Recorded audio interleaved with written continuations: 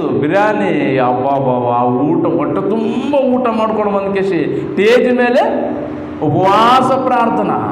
ದೇವರು ಅದ್ಭುತವಾದಂಥ ಕಾರ್ಯ ಮಾಡಿದ್ದಾನೆ ನನ್ನ ಜೀವಿತದಲ್ಲಿ ಅಂತ ಹೇಳ್ತಾನೆ ಪ್ರೇರೆ. ಆ ಕಾರ್ಯ ಏನು? ನಿಜವಾಗ್ಲೂ ಪ್ರೇರೆ ಅವರು ಮಾಡುವ ಒಡನಾಟಗಳನ್ನು ನೋಡಿದರೆ ಭಾಳ ವಿಚಿತ್ರವನ್ನಿಸ್ತದೆ ಪ್ರೇರೆ.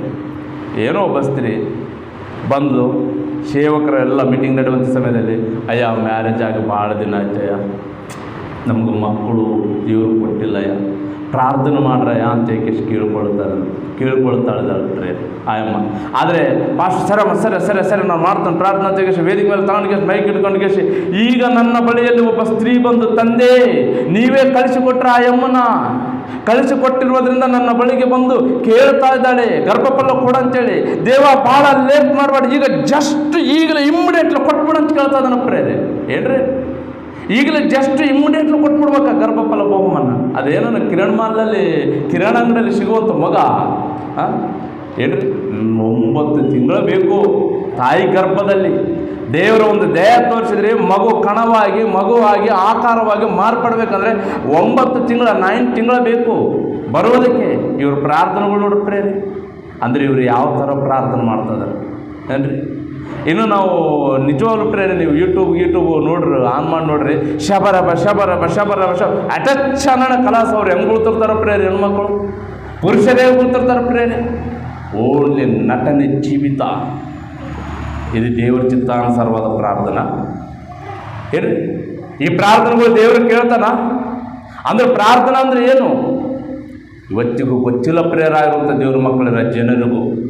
ಪ್ರಾರ್ಥನಾ ಅಂದರೆ ದೇವರ ಜೊತೆ ಮಾತಾಡುವುದು, ಪ್ರಾರ್ಥಿಸುವುದು, ಪರಿಸ್ಥಿತಿನ ಹೇಳಿಕೊಳ್ಳುವುದು. ಯೇಸು ಸ್ವಾಮಿಯವರು ಯಾವಾಗಾದರೂ ದೀಕ್ಷಾಸ್ನಾನವನ್ನು ತೆಗೆದುಕೊಂಡ ನಂತರ ತೆಗೆದುಕೊಂಡು ದಿನದಿಂದಿಡಿದು ಕುತ್ತಿಗೆಯಲ್ಲಿ ಉಸಿರು ಹೋಗೋ ತನಕ 1 ನಿಮಿಷ ಆದರೂ ಸಹ ಖಾಲಿ ಮಾಡಿಲ್ಲ ಪ್ರೇರೆ, ವೇಸ್ಟ್ ಮಾಡಿಲ್ಲ ಪ್ರೇರೆ. ಪ್ರತಿ ದಿನ ಹಗಲೆಲ್ಲ ಮುಂಜಾನಿಂದ ಉದಯವಾದ ತಕ್ಷಣ ಅಂತ ಪ್ರೇರೆ. ಇದೇ ಯೋಹಾನ ಬರೆಸುವಾರ್ತೆ 8ನೇ ಅಧ್ಯಾಯದಲ್ಲಿ ಪ್ರಾರಂಭೋಚನದಿಂದ ಓದ್ಕೊಂಡು ಹೋಗ್ರಿ ಪ್ರೇರೆ. ಮನೆಗೆ ಹೋದ ನಂತರ ಹೋದರೆ ಬೆಳಿಗ್ಗೆನೆ ಉದಯವಾದ ತಕ್ಷಣ ಮುಂಜಾನೆ 4 ಗಂಟೆಯಿಂದ ಮಂದಿರಗಳಲ್ಲಿ ಪ್ರಾರ್ಥನೆ ಸ್ಟಾರ್ಟು, ವಾಕ್ಯ ಸ್ಟಾರ್ಟು, ಉಪದೇಶ ಸ್ಟಾರ್ಟು. ದೇವರ ಕಾರ್ಯಕ್ರಮ, ದೇವರ ರಾಜ್ಯ ಸುವಾರ್ತೆಯನ್ನು ಪ್ರಕಟಿಸೋದಕ್ಕೆ ಪ್ರಾರಂಭ ಮಾಡಿದ ಯೇಸು ಕ್ರಿಸ್ತವರು ದೇವರ ರಾಜ್ಯ ಸುವಾರ್ತೆಯನ್ನು ಪ್ರಕಟಿಸಲಿಕ್ಕೆ ಮುಖ್ಯ ಕಾರಣ ಏನಂದ್ರೆ ಪ್ರೇರೆ, ಸಾಕ್ಷಾತ್ ಸರ್ವೇಶ್ವರನಾದಂಥ ದೇವರು ಯೇಸು ಕ್ರಿಸ್ತನನ್ನು ಈ ಲೋಕಕ್ಕೆ ಯಾಕೆ ಕಳಿಸಿಕೊಟ್ಟರಂದರೆ ದೇವರು ಒಂದು ಆಶೆ ಇದೆ ಪ್ರೇರೆ. ಆತನ ಯಾರು, ಆತನ ಕೆಪಾಸಿಟಿ ಏನು, ಆತನ ಶಕ್ತಿ ಏನು, ಆತನ ಒಂದು ಅದ್ಭುತವಾದಂಥ ಕಾರ್ಯಗಳೇನು, ಈ ವಿಷಯಗಳನ್ನು ಕುರಿತು ಜನರಿಗೆ ತಿಳಿಪಡಿಸಬೇಕು. ಜನರ ಮನಸ್ಸು ನನ್ನ ಕಡೆಗೆ ತಿರುಗಿಸಿಕೊಳ್ಳಬೇಕು. ತಿರುಗಿದ ನಂತರನೇ ಅವರು ಪರಿಶುದ್ಧರಾಗಿ ಮಾರ್ಪಡಬೇಕು, ಪವಿತ್ರರಾಗಿ ನಿಲ್ಲಬೇಕು. ಅವರು ಮರಣಿಸಿದರೆ ಪರಲೋಕ ಬರಬೇಕೆಂಬುದೇ ದೇವರ ಆಶಾ ಉದ್ದೇಶ ಪ್ರೇರೆ.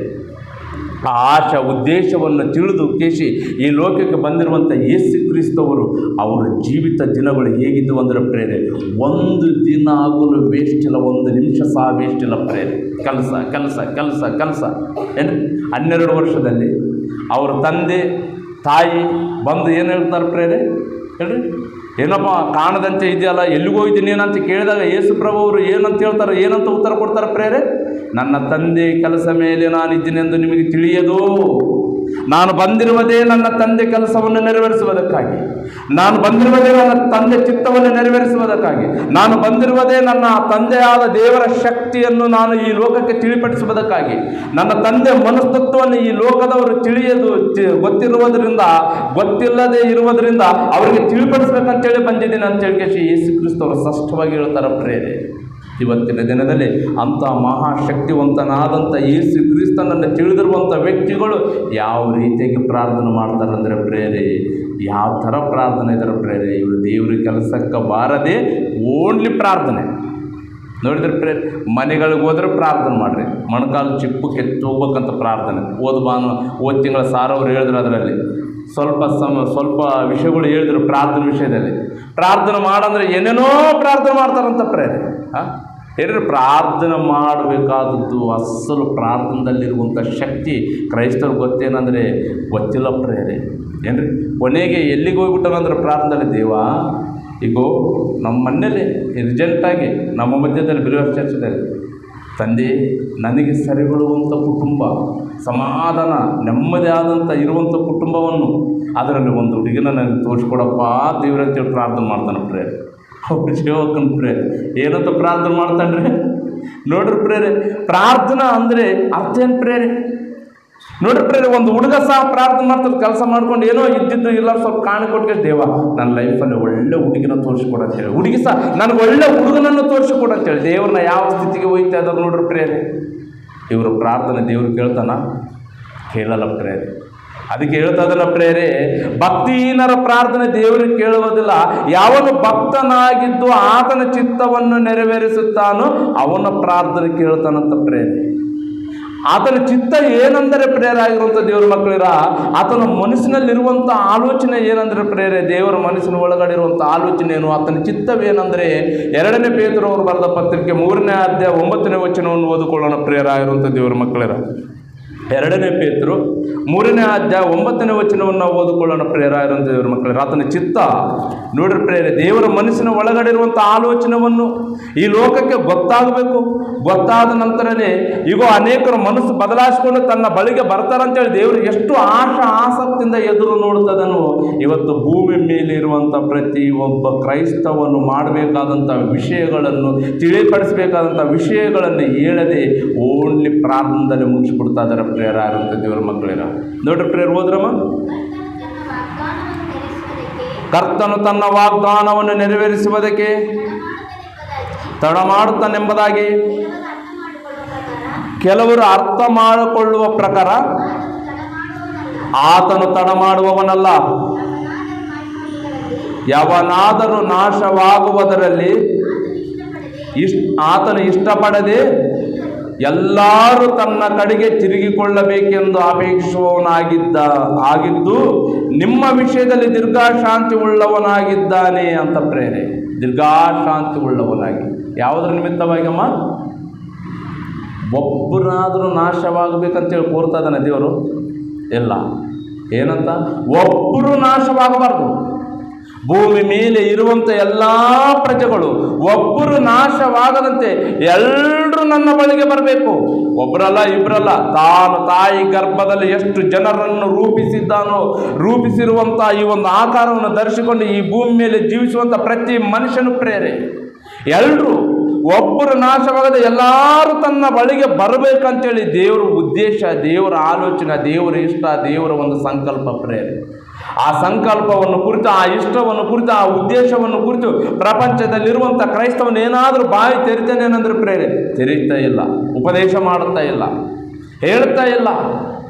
ದೇವರ ದೀರ್ಘಶಾಂತಿ ಉಳ್ಳವನಾಗಿದ್ದಾನೆ ಎಂಬ ವಿಷಯನ ಕುರಿತು ಮರೆತು ಹೋಗಿ ಮನುಷ್ಯನು ಇವತ್ತು ಸೇವಕರು ಯಾವ ವಿಧದಲ್ಲಿ ಬದುಕ್ತಾ ಇದ್ದಾರೆ ಅಂದರೆ ಪ್ರೇರೆ, ಪ್ರತಿಯೊಬ್ಬರು ತನ್ನ ಸ್ವಾರ್ಥಕ್ಕಾಗಿ ಉಪಯೋಗ ಮಾಡಿಕೊಳ್ತಾ ಇದ್ದಾರೆ ಪ್ರೇರೆ. ತನ್ನ ಒಂದು ಸ್ವಾರ್ಥ, ತಮ್ಮಿಷ್ಟದ ಪ್ರಕಾರವಾಗಿ ತಮಗೆ ಏನು ಅನುಕೂಲವಾಗಿ ಬರ್ತದೋ ಅದನ್ನೇ ಮಾಡ್ತಾ ಇದ್ದಾರೆ ಹೊರತಾಗಿ ದೇವರಿಗೆ ಅನುಕೂಲವಾದ ರೀತಿಯಲ್ಲಿ ಯಾವ ಪಾಸ್ಟ್ರು, ಸೇವಕರು ಇವತ್ತು ಭೂಮಿ ಮೇಲೆ ಬದುಕುವುದನ್ನು ನಾವು ಭಾಳ ಕಡಿಮೆ ನೋಡ್ತಾ ಇದ್ದೀವಿ ಪ್ರೇರೆ. ಭಾಳ ಕಡಿಮೆ ನೋಡ್ತಾ ಇದ್ದೀವಿ, ಕಡಿಮೆ ಸಹ ಕೇಳ್ತಾ ಇದ್ದೀವಿ ಪ್ರೇರೆ. ಅಂದರೆ ದೇವರ ಉದ್ದೇಶವನ್ನು ನೆರವೇರಿಸೋರಲ್ಲ. ಮತ್ತು ದೇವರ ಚಿತ್ತವನ್ನು ನೆರವೇರಿಸದೆ ಇರುವವರು ಪ್ರಾರ್ಥನೆ ಮಾಡಿದ್ರೆ ದೇವರು ಪ್ರಾರ್ಥನೆ ಕೇಳ್ತಾನ? ಕೇಳಲ್ಲ ಪ್ರೇರೆ. ಆಜ್ಞೆ ಅತಿಕ್ರಮವೇ ಅಂತ ಪ್ರೇರೆ. ಆಜ್ಞೆ ಅಂದರೆ ಯೇಸು ಕ್ರಿಸ್ತವರ ಮರಣ ಪುನರುತ್ಥಾನವನ್ನು ಸರ್ವ ಲೋಕಕ್ಕೆ ಯಾಕೆ ಪ್ರಕಟಿಸಬೇಕಂದ್ರೆ, ಈಗ ಯೇಸು ಕ್ರಿಸ್ತನನ್ನು ನಾನು ಲೋಕಕ್ಕೆ ಕಳಿಸಿಕೊಟ್ಟಿದ್ದನಲ್ಲ, ಪಾಪಿಗಳ ನಿಮಿತ್ತವಾಗಿ ಕಲವರಿ ಶಿಲುವೆ ಮೇಲೆ ಏರಿದನಲ್ಲ, ಶಿಲುವೆ ಮೇಲೆ ಪ್ರಾಣ ತ್ಯಾಗ ಮಾಡಿದನಲ್ಲ, ಆತನು ಸಮಾಧಿ ಮಾಡಲ್ಪಟ್ಟನಲ್ಲ, ಸಮಾಧಿನಿಂದ ಎದ್ದು ಮೃತ್ಯುಂಜಯನಾಗಿ 3 ದಿನದ ನಂತರ ಎದ್ದು ಬಂದನಲ್ಲ. ಈಗ ಯೇಸು ಕ್ರಿಸ್ತನನ್ನು ನಂಬಿದವರು ಸಹ ಪ್ರತಿ ಮನುಷ್ಯನು ಅದರಂತೆ ಆಗುತ್ತಾನೆ. ಈ ವಿಷಯ ಅನೇಕರಿಗೆ ಗೊತ್ತಾಗಬೇಕು, ಅನೇಕರಿಗೆ ತಿಳಿಬೇಕು. ಅವರೆಲ್ಲರೂ ನನ್ನ ಬಳಿಗೆ ಬರಬೇಕು, ಅವರೆಲ್ಲರೂ ಪವಿತ್ರರಾಗಬೇಕು, ಪರಿಶುದ್ಧರಾಗಬೇಕು, ದೇವರಿಗೆ ಪ್ರಾರ್ಥನೆ ಮಾಡಬೇಕು, ಆ ಪ್ರಾರ್ಥನೆ ದೇವರು ಕೇಳಬೇಕು, ಆತನ ಕೆಲಸವನ್ನು ಸಹ ಮಾಡಬೇಕಂತೇಳಿ ದೇವರು ಉದ್ದೇಶ ಪ್ರೇರೆ. ಇವತ್ತು ಕ್ರೈಸ್ತವರು ಮಾಡ್ತಾ ಇಲ್ಲ. ಏನು ಮಾಡ್ತಾಯಿದ್ರಮ್ಮ? ಯಾವ ಥರ ಮಾಡ್ತಾಯಿದಾರ ಏನ್ರಿ? 11 ಮಂದಿ ಶಿಷ್ಯರಿಗೆ, 12 ಜನ ಶಿಷ್ಯರಿಗೆ ಯೇಸು ಕ್ರಿಸ್ತವರು ಕಲಿಸಿಕೊಟ್ಟಿರುವಂಥ ಪಾಠ ಏನು ಪ್ರೇರೆ? ದೇಶಗಳಲ್ಲಿರುವ ಎಲ್ಲ ಜನರನ್ನು ನನ್ನ ಶಿಷ್ಯರನ್ನಾಗಿ ಮಾಡಿರಿ. ನನ್ನ ಶಿಷ್ಯರನ್ನಾಗಿ ಮಾಡಿದೆ ಅಂತ ಹೇಳಿರುವಂಥ ಮಾತು ಪ್ರಸಂಗವನ್ನು ಆಗ ಅವರಿಗೆ ಮೇನ್ಗೆ ಇರಲಿಲ್ಲ. ಯೇಸುಕ್ರಿಸ್ತ ಯಾವಾಗಾದ್ರೂ ಸಮಾಧಿ ಒಳಗಡೆಯಿಂದ ಎದ್ದು ಬಂದು ಎಲ್ಲ 500 ಜನಕ್ಕೂ ಹೆಚ್ಚು ಮೇಲ್ಪಟ್ಟು ಕಾಣಿಸಿಕೊಳ್ಳುತ್ತಾ ಪರಲೋಕಕ್ಕೆ ಹೋದನು, ಅಂದಿನಿಂದ ಪ್ರಾರಂಭ ಮಾಡಿದ್ರು ಪ್ರೇರೆ. ಅಮ್ಮೋ, ನಾವು ಏನೋ ಅನ್ಕೊಂಡಿದ್ದೀವಿ, ನಮ್ಮ ಪ್ರಭು ಮಹಾಶಕ್ತಿವಂತನ ಯೇಸುಕ್ರಿಸ್ತು. ಅಂದರೆ ಅಂಥ ಶಕ್ತಿವಂತನಾಗಿರುವಂಥ ಯೇಸು ಕ್ರಿಸ್ತವರು ಈ ಲೋಕದಲ್ಲಿ ಈಗ ದೀಕ್ಷಾಸ್ನಾನವನ್ನು ತೆಗೆದುಕೊಂಡಾಗಿನಿಂದ ಈಗ ಇಂದಿನವರೆಗೂ ತನ್ನ ಪ್ರಾಣ ತನ್ನ ಕುತ್ತಿಗೆಯಲ್ಲಿ ಉಸಿರು ಹೋಗೋ ತನಕ ಈಗ ದೇವರ ಕೆಲಸನೇ ಯಾವಾಗ ನೋಡು. ತನಗೋಸ್ಕರ ಆಲೋಚನೆ ಮಾಡಿಲ್ಲ, ತನ್ನ ತಾಯಿಗೋಸ್ಕರ ಆಲೋಚನೆ ಮಾಡಿಲ್ಲ, ತನ್ನ ತಂದೆಗೋಸ್ಕರ ಆಲೋಚನೆ ಮಾಡಿಲ್ಲ, ಬಂಧುಗೋಸ್ಕರ, ಅಣ್ಣನ ತಮ್ಮಂದವ್ರಿಗೋಸ್ಕರ, ತಂಗಿಯಂದವ್ರಿಗೋಸ್ಕರ ಏನು ಯೋಚನೆ ಮಾಡಿಲ್ಲ. ಅಂದರೆ ಪ್ರಭು ಯಾರಿಗೋಸ್ಕರ ಯೋಚನೆ ಮಾಡ? ನಮ್ಮ ದೇವ್ರಿಗೋಸ್ಕರನೇ. ಹಾಗಾದರೆ ಯೇಸು ಕ್ರಿಸ್ತವರು ಶ್ರಮ ಪಟ್ಟಿದ್ದು ಸಮಾಧಿ ಒಳಗಡೆಯಿಂದ ಎದ್ದೋಗೋದಕ್ಕನ. ಅಂದರೆ ಈ ವಿಷಯ ನಾವೇನು ಮಾಡಬೇಕು? ಇವಾಗ 12 ಮಂದಿ ಶಿಷ್ಯರು ನಾವು ಇನ್ನೂ ಜನಗಳಿಗೆ ತಿಳಿಪಡಿಸಬೇಕು. ಆ ಕೇಳಿರುವಂಥ ಜನರು ಸಹ ಏನು ಮಾಡಬೇಕು? ಇನ್ನೂ ಜನಗಳಿಗೆ ತಿಳಿಪಡಿಸಬೇಕು. ಆ ಜನರು ಏನು ಮಾಡಬೇಕು? ಇನ್ನೂ ಜನಗಳಿಗೆ ತಿಳಿಪಡಿಸಬೇಕು. ಅಂದರೆ ಒಬ್ಬರಿಂದ ಒಬ್ಬರು ಈ ಒಂದು ರಾಜ್ಯ ಸುವಾರ್ತೆ ಈ ದೇಶಗಳಲ್ಲಿರುವ ಎಲ್ಲ ಜನರಿಗೆ ಪ್ರಕಟಿಸಬೇಕು. ಅವಾಗ ದೇವರಿಗೆ ಸಂತೃಪ್ತಿ ಪ್ರೇರ ಆಗುವಂಥ ದೇವ್ರ ಮಕ್ಕಳಿರ. ಓನ್ಲಿ ಪ್ರಾರ್ಥನೆ ಮಾಡ್ಕೊಂಡು ಕುಂತ್ಕೊಂಡ್ರೆ ದೇವ್ರು ಕೇಳ್ತಾನೆ ಅಂದ್ಕೊಂಡ್ರೆ ಅದು ಭ್ರಮೆ ಆಗ್ತದ, ಪ್ರೇರ ಆಗುತ್ತೆ ದೇವ್ರ ಮಕ್ಕಳಿರ. ದೇವರ ಕೆಲಸ ಮಾಡದೆ ದೇವರಿಗೆ ಪ್ರಾರ್ಥನೆ ಮಾಡೋದು ನ್ಯಾಯ ಏನಂದ್ರೆ ಪ್ರೇರೆ? ನ್ಯಾಯ ಅಲ್ಲ ಪ್ರೇರೆ. ದೇವರಿಗೆ ಕೆಲಸ ಮಾಡಬೇಕು. ಯೇಸು ಅವರು ಸಹ ಹಗಲೆಲ್ಲ ಏನು ಮಾಡ್ತಿದ್ರಮ್ಮ? ಕೆಲಸ. ಏನು ಕೆಲಸ ಮಾಡ್ತಿದ್ರು? ಯೇಸು ಕ್ರಿಸ್ತನು ದೇವರ ರಾಜ್ಯ ಸುವಾರ್ತೆಯನ್ನು ಕುರಿತೇ ಪ್ರಕಟಿಸುತ್ತಿದ್ದರು. ಮತ್ತಾಯನ ಬರೆದ ಸುವಾರ್ತೆ 5ನೇ ಅಧ್ಯಾಯದಿಂದ ಪ್ರಾರಂಭ ಪ್ರೇರೆ. ಯೇಸು ಕ್ರಿಸ್ತ ಅವರ ಒಂದು ದೇವರ ಕೆಲಸದಲ್ಲಿ ಪ್ರಾರಂಭ ಮಾಡಿದ್ರೆ ಹೇಗೆ ಉಪದೇಶ ಮಾಡಬೇಕು, ಯಾವ ರೀತಿಯಲ್ಲಿ ಮನುಷ್ಯರ ಹೃದಯದಲ್ಲಿ ವಾಕ್ಯವನ್ನು ತುಂಬಬೇಕು, ಮನುಷ್ಯರ ಹೃದಯದಲ್ಲಿ ವಾಕ್ಯವನ್ನು ತುಂಬಿ ಅವ್ರನ್ನ ಹೇಗೆ ಬೆಳೆಸಬೇಕು, ಹೇಗೆ ಬಲವಂತನ ಮಾಡಬೇಕು, ಹೇಗೆ ದೇವರ ರಾಜ್ಯದಲ್ಲಿ ನಡೆಸಬೇಕು, ಹೇಗೆ ದೇವರ ಕೆಲಸದಲ್ಲಿ ನಡೆಸಬೇಕು, ಹೇಗೆ ದೇವರ ಕಡೆಗೆ ತಿರುಗಿಸ್ಬೇಕಂತೇಳಿ ಹಗಲು ರಾತ್ರಿ ನಿದ್ದೆಗೆ ಅವಕಾಶ ಕೊಡದೆ ಈಗೋ ಪ್ರಾರ್ಥನೆ ಮಾಡುತ್ತಾ ಕೆಲಸ ಮಾಡ್ತಾ ಹೋದರೂ ಪ್ರೇರ ಆಗಿರುವಂಥ ದೇವ್ರ ಮಕ್ಕಳಿರ.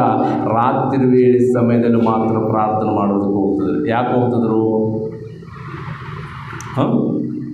ಯೇಸು ಸ್ವಾಮಿಯವರು ಅಲ್ಲೆಲ್ಲ ಕೆಲಸ ಮಾಡಬೇಕು. ರಾತ್ರಿ ಆಚೆ ಅಂತ ತಿಳ್ಕೊಳ್ರಿ, ಎಣ್ಣೆ ಮರಗಳ ಗುಡ್ಡದ ಮೇಲೆ ಕುಂತುಕೊಳ್ಳುವುದಕ್ಕೆ ಹೋಗ್ತಿದ್ರು. ಯಾಕಂದರೆ ಪ್ರಾರ್ಥನೆಯಲ್ಲಿ ಶಿಷ್ಯರಿಗೆ ಯಾರನ್ನ ಕೇಳಲಿ, ಈಗ ಸಾಯಂಕಾಲ 6 ಗಂಟೆ ಆಯ್ತಪ್ಪ, ಪ್ರಭು ಇಲ್ಲಿಲ್ಲ, ಆ ಎಣ್ಣೆ ಮರಗಳ ಗುಡ್ಡದ ಮೇಲೆ ಇರ್ತಾರೆ ಅಡ್ರೆಸ್. ಯಾರನ್ನ ಹೋಗಿ ಕೇಳಿದ್ರೆ ಈಗ ಸಾಯಂಕಾಲ ಆಯ್ತು ಪ್ರಭು ಎಲ್ಲ ಕೇಳಿದ್ರೆ ಇಷ್ಟು ಮುಂಜಾನೆಯಿಂದ ಸಾಯಂಕಾಲವರೆಗೂ ನಮ್ಮ ಮಧ್ಯದಲ್ಲಿ ಇದ್ದ, ನಮ್ಮ ಹತ್ರನೇ ಇದ್ದ, ಆದರೆ ಈಗ ಮಾತ್ರ ಸಮಯ ಆಯ್ತಲ್ಲ, ಈಗ ಎಣ್ಣೆ ಮರಗಳ ಗುಡ್ಡದ ಮೇಲೆ ಹೋಗಿದ್ದಾನೆ. ಯಾಕಂದರೆ ಪ್ರಾರ್ಥನೆ, ಆತನು ಮಾಡುವಂಥ ಪ್ರಾರ್ಥನೆ ಹೇಗಿರ್ತದೆ, ಆತನ ಯಾವ ರೀತಿಯಲ್ಲಿ ಪ್ರಾರ್ಥನೆ ಮಾಡ್ತದ ನೋಡ್ರಿ ಪ್ರೇರ ಆಗುವಂಥ ದೇವ್ರ ಮಕ್ಕಳಿರ. ಯೇಸು ಕ್ರಿಸ್ತ ಅವರು ನೋಡಿ ಪ್ರೇರೆ. ಮತ್ತಾಯನ ಬರೆದ ಸುವಾರ್ತೆ 11ನೇ ಅಧ್ಯಾಯ ಅಂತ ತೆಗೊಳ್ಳೋಣ ಪ್ರೇರೆ. ಮತ್ತಾಯನ ಬರೆದ ಸುವಾರ್ತೆ 11ನೇ ಅಧ್ಯಾಯವನ್ನು ನಾವು ತೆಗೊಳ್ಳೋಣ ಪ್ರೇರೆ. 11ನೇ ಅಧ್ಯಾಯ 25ನೇ ವಚನದಿಂದ ನಾವು ಓದಿಕೊಳ್ಳೋಣ ಪ್ರೇರೆ. ಆ ಸಮಯದಲ್ಲಿ ಯೇಸು ಹೇಳಿದ್ದೇನೆಂದರೆ, ತಂದೆ, ಪರಲೋಕ ಭೂಲೋಕಗಳ ಒಡೆಯನೇ, ನೀನು ಜ್ಞಾನಿಗಳಿಗೂ ಬುದ್ಧಿವಂತರಿಗೂ ಈ ಮಾತುಗಳನ್ನು ಮರೆಮಾಡಿ ಬಾಲಕರಿಗೆ ಪ್ರಕಟ ಮಾಡಿದ್ದಿ ಎಂದು ನಿನ್ನನ್ನು ಕೊಂಡಾಡುತ್ತೇನೆ. ಏನಂತ ಹೇಳ್ತದನ್ನ ಪ್ರೇರೆ? ಜ್ಞಾನಿಗಳಿಗೂ ಬುದ್ಧಿವಂತರಿಗೂ ಈ ಜ್ಞಾನವನ್ನು ಮರೆ ಮಾಡಿ ಬಾಲಕರಾಗಿ ಪ್ರಕಟ ಮಾಡಿದ್ದಿ ಎಂದು ನಿನ್ನನ್ನು ಕೊಂಡಾಡುತ್ತೇನೆ. ಈ ಜ್ಞಾನಿಗಳ್ಯಾರು? ಬುದ್ಧಿವಂತರ್ಯಾರು? ಅವರಿಗೆ ಈ ಜ್ಞಾನ ಯಾಕೆ ಮರೆ ಮಾಡ್ಬೇಕು ದೇವರು? ನೋಡ್ರಿ, ಪ್ರೇರಾದಂಥ ದೇವರು ಬಾಲಕರ್ಯಾರು? ಪ್ರೇರಾದಂಥ ದೇವ್ರ ಮಕ್ಕಳರ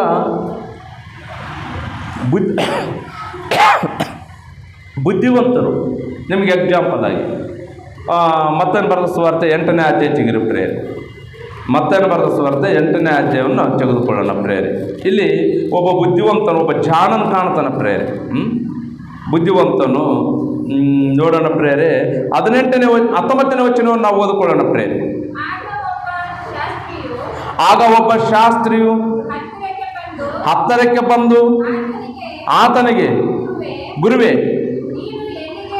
ನೀನು ಎಲ್ಲಿಗೆ ಹೋದರೂ ನಾನು ನಿನ್ನಿಂದ ಬರುತ್ತೇನೆ ಎಂದು ಕೇಳಲು, ಯೇಸು ಅವನಿಗೆ, ನೆರೆಗಳಿಗೆ ಗುದ್ದುಗಳಿವೆ, ಆಕಾಶದಲ್ಲಿ ಹಾರಾಡುವ ಹಕ್ಕಿಗಳಿಗೆ ಗೂಡುಗಳಿವೆ, ಆದರೆ ಮನುಷ್ಯಕುಮಾರನಿಗೆ ತಲೆ ಇಡುವಷ್ಟು ಸ್ಥಳವಿಲ್ಲ.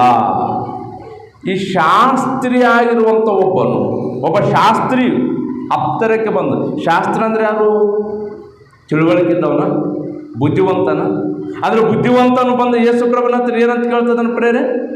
ಪ್ರಭು ಯೇಸುವೆ, ನೀನು ಎಲ್ಲಿಗೆ ಹೋದರೂ ನಾನು ನಿನ್ನಿಂದೆ ಬರ್ತಾನೆ ಅಂತ ಕೇಳ್ತದನ. ಇವಾಗ ಯೇಸು ಏನು ಹೇಳ್ಬೇಕಮ್ಮ? ಯೇಸು ನನ್ನಿಂದ ಬಾ, ನನ್ನನ್ನು ಹಿಂಬಾಲಿಸು, ಪರಲೋಕ ಸಿಗ್ತದಂತ ಹೇಳ್ಬೇಕಾ? ಇಲ್ಲ. ಹೇಳದೆ ಏನಂತ ಹೇಳ್ತದನ? ನೆರೆಗಳಿಗೆ ಗುದ್ದುಗಳಿವೆ, ಪಕ್ಷಿಗಳಿಗೂ ಗೂಡುಗಳಿವೆ, ಆದರೆ ಮನುಷ್ಯಕುಮಾರನಿಗೆ ತಲೆ ಇಡುವಷ್ಟು ಸ್ಥಳ ಇಲ್ಲ. ಭರ್ತನವನಿಗೇನು ಈ ಉತ್ತರ ಹೇಳಕಚ್ಚನ.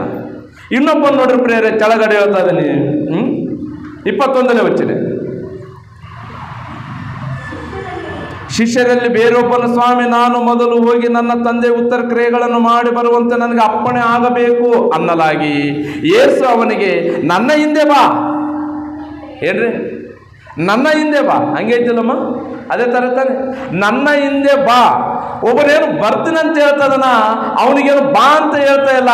ಅವನಿಗೆ ಏನು ಹೇಳ್ತದನಂದ್ರೆ ಪ್ರೇರೆ, ನೆರೆಗಳಿಗೆ ಗುದ್ದುಗಳಿವೆ, ಆಕಾಶದ ಪಕ್ಷಿಗಳಿಗೆ ಗೂಡುಗಳಿವೆ, ಮನುಷ್ಯಕುಮಾರನಿಗೆ ತಲೆ ಇಡುವಷ್ಟು ಸ್ಥಳ ಇಲ್ಲ. ಅಂದ್ರೆ ಇವನು ಕೆಳಗಡೆ ಅವನು ಏನು ಹೇಳ್ತಾನಂದ್ರೆ, ಪ್ರಭು ಗುರುವೇ ಯೇಸು, ಹೋಗಿ ನನ್ನ ತಂದೆ ಮರಣ ಹೊಂದಿದ್ದಾನೆ, ನಾನು ಸಮಾಧಿ ಮಾಡಿ ಬರ್ತಂದ್ರೆ, ಬೇಡ, ನನ್ನ ಹಿಂದ ಬಾ. ಏನು ಓದ್ತೀನಿ ಅನ್ನೋವನಿಗೇನೋ ಬಾ ಅಂತ ಹೇಳ್ತದನ, ಬರ್ತೀನಿ ಅನ್ನೋವನಿಗೇನೋ ಅಡ್ರೆಸ್ ಹೇಳ್ತಾ ಇಲ್ಲ ಯೇಸು ಪ್ರಭು. ಅಂದರೆ ಬುದ್ಧಿವಂತರಿಗೂ ಈ ಜ್ಞಾನ ಮೊರೆ ಮಾಡ್ಯಾನಂತೇಳಿ ಯೇಸು ಪ್ರಭು ಅವರು ದೇವರಿಗೆ ಪ್ರಾರ್ಥನೆ ಮಾಡ್ತಿದ್ದಾರೆ. ಶಾಸ್ತ್ರಿಗಳಲ್ಲಿ ಒಬ್ಬರು ಇದಾನಲ್ಲ, ಅವನಿಗೆ ಎಷ್ಟು ಜ್ಞಾನ ಹೇಳಿದ್ರು ಕೂಡ ಅವನ ಮೆದಡಿಗೆ ಇರೋದಿಲ್ಲ.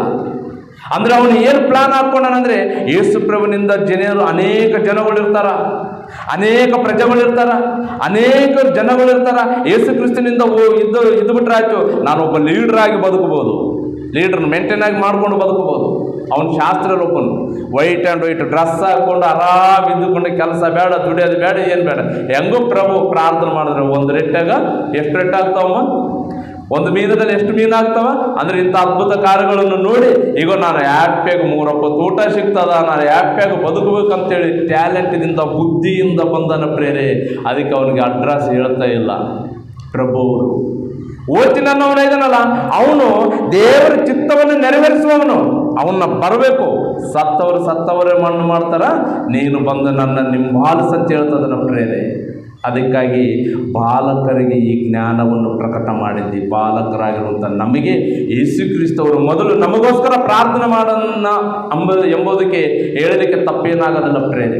ಈ ಜ್ಞಾನ ಇವತ್ತು ಪ್ರಪಂಚದಲ್ಲಿ ಎಷ್ಟು ಜನರಿಗೆ ತಿಳಿಪಡಿಸ್ತಾ ಇಲ್ಲ. ಆದರೆ ಇವತ್ತು ನಮಗೆ ಸ್ವಲ್ಪ ಜನರಾಗಿರುವಂಥ ನಮಗೂ ಈ ಜ್ಞಾನವನ್ನು ಪರಿಶೋಧನೆ ಮಾಡುವಂಥ ಅವಕಾಶ ದೇವರು ನಮಗೆ ಕೊಟ್ಟಿದ್ದಾನೆ ಪ್ರೇರೆ.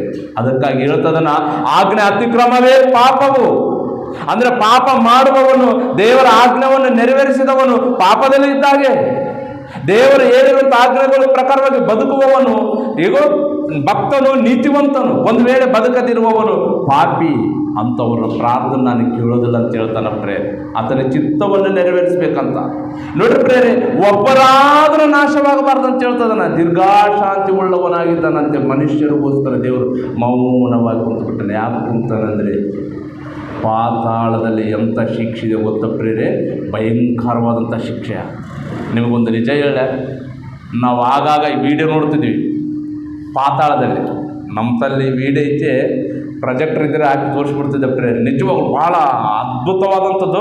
ನಿಜ ನನಗಂತೂ ಭಾಳ ಭಯ ಆಗಿಬಿಟ್ಟದ ಪ್ರೇರೆ. ಪಾತಾಳ ಹೆಂಗಿರ್ಬೋದು ಅಂತೇಳಿ ಅನ್ಸ್ಬಿಟ್ಟದ. ರಿಯಲ್ ಬೆಂಕಿಯಲ್ಲಿ ಬಿದ್ದು ಒಬ್ಬ ಸುಡುತ್ತಿದ್ರೆ ವಿಚಿತ್ರ ಅನಿಸ್ತದ ಪ್ರೇರೆ. ಮೊಹರಂ ಹಬ್ಬ ನಿಮಗೆ ಗೊತ್ತಲ್ಲ? ಮೊಹರಂ ಹಬ್ಬ ನಮ್ಮ ರಾಯಚೂರು ಡಿಸ್ಟಿಕ್ಕು ಲಿಂಗಸೂರು ತಾಲೂಕಿನಲ್ಲಿ ಒಂದು ಹಳ್ಳಿಯಲ್ಲಿ ಮೊಹರಂ ಹಬ್ಬ ಮಾಡ್ತಾ ಇದ್ದಾರೆ ಪ್ರೇರೆ. ಆ ಕುಣಿಯಲ್ಲಿ ತೋಡಿದಾರಲ್ಲ, ಆ ಕುಣಿಯಲ್ಲಿ ಮರಗಳು ಹಾಕಿಬಿಟ್ಟಾರ, ಬೆಂಕಿ ಹಚ್ಚಿಬಿಟ್ಟಾರ ಪ್ರೇರೆ. ಈ ಸುತ್ತ ಕುಣಿತ ಡ್ಯಾನ್ಸ್ ಮಾಡೋಕೆ ಹೋಗ್ಬಿಟ್ಟಾನ. ಸಡಲ್ಲಾಗಿ ಸ್ಕಿಟ್ ಆಗಿಬಿಟ್ಟಾನ, ಏನಾಗಿದ್ದು ಬಿಟ್ಟದ, ಆ ಮರದ ಮಧ್ಯದಲ್ಲಿ ಬಿದ್ದುಬಿಟ್ಟಾನ. ಬೆಂಕಿ ಹಚ್ಚಿ ಉರಿತಾ ಇದೆ ಪ್ರೇರೆ. ಆ ವಿಡಿಯೋ ನೋಡ್ತವಲ್ಲ, ರಂಡ್ರ ನಾನಾ ಇವರನ್ನು ಕಾಪಾಡೋಣಂತ ಹೇಗೆ ಅರಸ್ತಿರ್ತಾನೋ, ಈ ಬೆಂಕಿಯಲ್ಲಿ ಆ ಉರಿಯಲ್ಲಿ ಎಷ್ಟು ಉರಿ ಇದೆ ಅಂದ್ರೆ ಪ್ರೇರ, ಅಳುತ್ತಾ ಇದ್ದಾನ, ಬಡ್ಕೊಳ್ತಾ ಇದ್ದಾನ, ಸುತ್ತಮುತ್ತಿದ್ದವರು ಅಳುತ್ತಾ ಇದ್ದಾರೆ ಪ್ರೇರ. ಆ ಶೇಮ್ ಟು ಶೇಮ್ ರಿಯಲ್ ಅಂದರೆ ಪಾತಾಳದಲ್ಲಿ ಎಷ್ಟು ಭಯಂಕರವಾದ ಶಿಕ್ಷೆ ಇರ್ಬೋದು ಪ್ರೇರ್.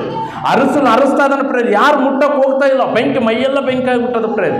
ವಿಡಿಯೋ ಇದೆ, ನಾನು ಶೇರ್ ಮಾಡ್ತೀನಿ, ಬೇಕಾದ್ರೆ ನೋಡ್ಕೊಳ್ರಿ ಪ್ರೇರ್. ನಿಜವಾಗ್ಲೂ ಪ್ರೇರೇ ನೋಡೋವಂಥ ಸಿಸ್ಟರ್ ನೋಡ್ರಿ, ಮತ್ತೆ ಏನ್ರಿ ಆಲ್ರೆಡಿ ಬಂದಿರ್ತದ ವಿಡಿಯೋ. ಭಯಂಕರವಾದಂಥ ರೀತಿಯಲ್ಲಿ ಪ್ರೇರ, ಅಂದರೆ ಈ ಲೋಕದಲ್ಲಿ ನಮ್ಮ ಕಣ್ಣು ಮುಂದೆ ಒಬ್ಬ ಮನುಷ್ಯನು ಬೆಂಕಿಯಲ್ಲಿ ಅರಸ್ತಿದ್ದರೆ ಪಾತಾಳದಲ್ಲಿ ಎಷ್ಟು ಶಿಕ್ಷೆ ಇರ್ಬೋದು ಪ್ರೇರ್. ಪಾತಾಳದಲ್ಲಿ ಎಂಥ ಒಂದು ಭಯಂಕರವಾದಂಥ ಶಿಕ್ಷೆ ಇರ್ಬೋದು ಪ್ರೇರೆ. ಆ ಪಾತಾಳ ಯಾರಿಗೋಸ್ಕರ ದೇವರು ನಿರ್ಮಾಣ ಮಾಡಿ ಹೇಳ್ರಿ? ಯಾರಿಗೋಸ್ಕರಮ್ಮ? ನಮಗೋಸ್ಕರ.